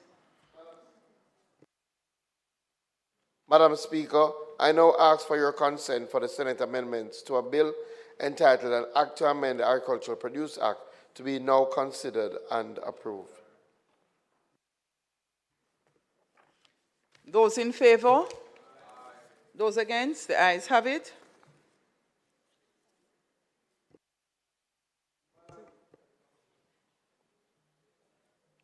Madam Speaker, the amendments have been read out and circulated and are straightforward. So, unless there is any other comment on it, Madam Speaker, I would ask for the Senate amendments to an act to amend the Agricultural Produce Act to be now approved. Those in favor? Those against? The ayes have it. House Leader?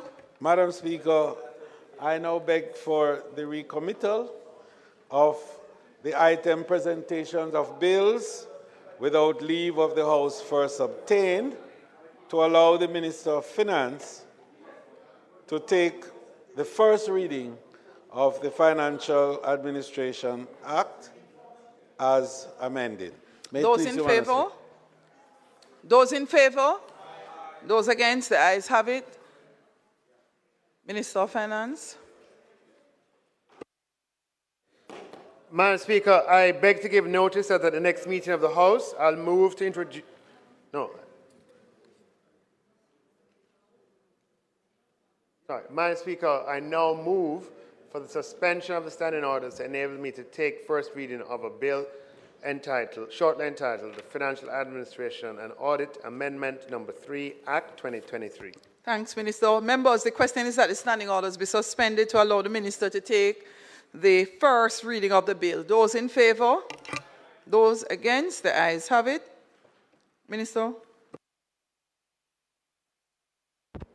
Madam Speaker, I now move that a bill shortly entitled the Financial Administration and Audit Amendment Number 3, Act 2023 be read a first time. Thanks, Minister Clark. A bill shortly entitled the Financial Administration and Audit Amendment Number 3, Act 2023 read a first time. Minister. Madam Speaker, I beg to give notice of second reading of the bill.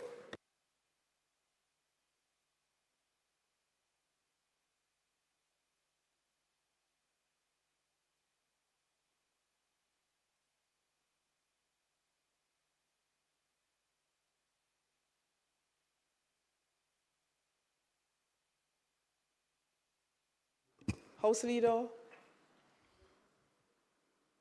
Madam Speaker, it's not intended to do any further business for the day.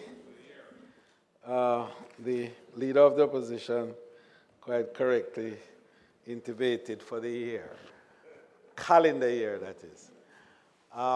Madam Speaker, before the motion of adjournment, I'd like to just express the sentiments, I think, of both sides of the House, of the appreciation that we have of the work that you, Madam Speaker, have done during this session, and particularly the work of the staff led by the clerk of the House.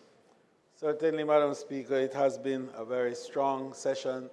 We went through primarily the state of the constituency debate and heard from members representing various concerns from their constituents to not just this honorable House and to the nation, but certainly to the Ministry of Finance and the framers of the appropriations bill that will come to the House in the next session of Parliament in 2024.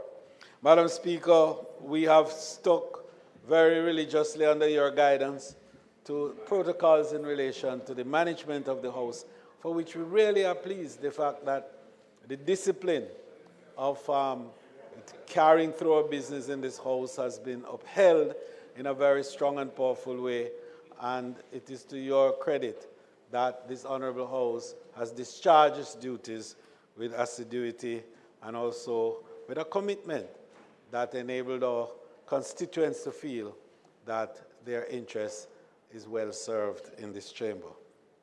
Madam Speaker, as we now approach the season of goodwill, the season of cheer, and reflect on the nativity as well as the purpose of the nativity as we celebrate them in Christendom, we are drawn to the fact that this whole consideration is born out of love, it's born out of affection, it's born out of a feeling of warmth towards each other and reflected in one nice word, goodwill and cheer. And we want to extend that goodwill, certainly from this side to that side. And I'm sure when it is reciprocated, we will then be able to say we are extending that goodwill to the entire nation. We want all of us to have a very peaceful, very happy, and celebrating Christmas. Yes, let this Christmas reflect the fact that we give thanks to God for prosperity. We give thanks to God for health and for strength, and that we also are giving thanks for building relationships, because that's what the whole process is. It's in the strength of relationships that we build a strong nation, and that we will learn even more from the fact that this is a season of giving, and we will give and give and give more of ourselves. Madam Speaker, in closing, I'd just like to indicate that this Honorable House when we asked for the suspension of the sitting, indeed, for the suspension of operations for this particular session, that we will come back somewhere in the mid of January, the second week in January, the date we will be indicating appropriately in time, but for the purpose of this resolution, we will ask for a date to be fixed, as is customary. But we want members to come back refreshed and to come back knowing that this next session, we will be dealing with some private members' motion, as we had indicated, and we also will be dealing with the matters of the appropriation budget as will be presented. May it please you, Madam Speaker, as we then say in the traditional words, a Merry Christmas and Happy New Year to all our members.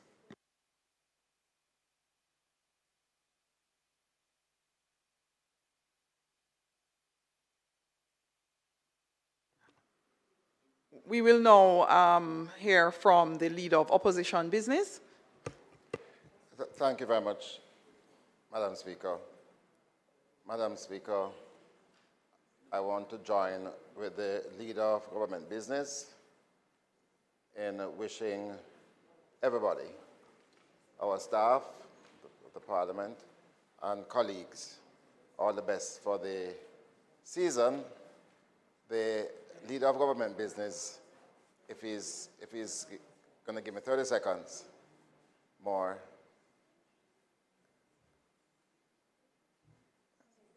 Oh, yes, but he needs to.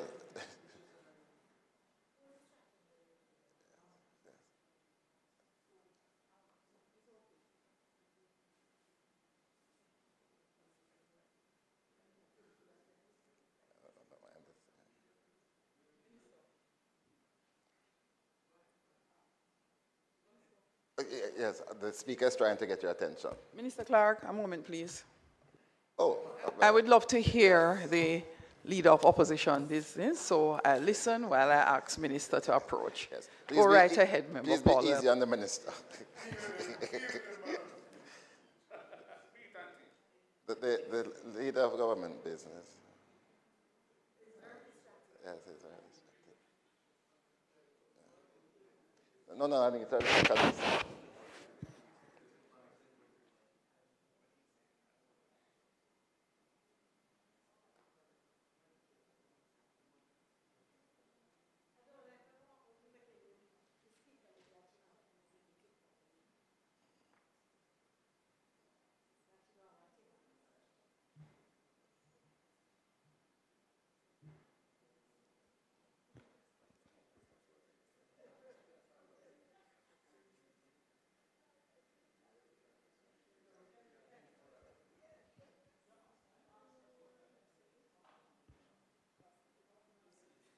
We're one, and if there's a little bit more allocation for Christmas, but that appears not. So I want to, as the Leader of Government Business has preempted me, mention one area of discord, and I put it like that. Because, Madam Speaker, sometimes we see public business as government business. And I just want, with your assistance in the new year, ensure that we get to private members' motion. And yes, but some of them are time sensitive. For example, the one that was brought by the member from Southwest St. Andrew. It's time sensitive, the matter is current, and I think we have to manage the agenda going forward in a way to take account of some of these issues that are raised and not just see it as, but I'm going to go there, I'm there. No, that is not true, but I don't want us to end on a spirit of discord. No, I am insisting though, Madam Speaker, I'm insisting, Madam Speaker. For example, the Leader of the Opposition, myself, in fact, a number of us, we have private members' motion on the agenda for quite a while. We should have taken it before. And I would just have to put that on the record. Yes. So, Madam Speaker, a wish that we'll all have an enjoyable Christmas. And see you back in 2024. Thank you very much, Madam Speaker. House Leader. Madam Speaker, just, you know, in keeping with the spirit of the moment, and we do understand that, you know, the member recognizes that we have been carrying a line with regards to enabling private members' motion on a structured arrangement. And we did say that after the 2 sets of debates that we had, we would go into it. And in my own comment a while ago, I mentioned that that is what we would do in the new session ahead of the prorogation and the budget debates. So, Madam Speaker, just for good order and in the spirit of the moment, I know that the member did not intend any harm in making that kind of comment, nor for it to break the trend of the exchanges that we're having at the end of this wonderful year that we've had. May it please you, Madam Speaker. Thank you, House Leader. House Leader, all right. Speaker, I beg therefore to move that this honorable House be adjourned for a date to be fixed. Thank you, House Leader. Question is that the House do now adjourn for a date to be fixed. Those in favor?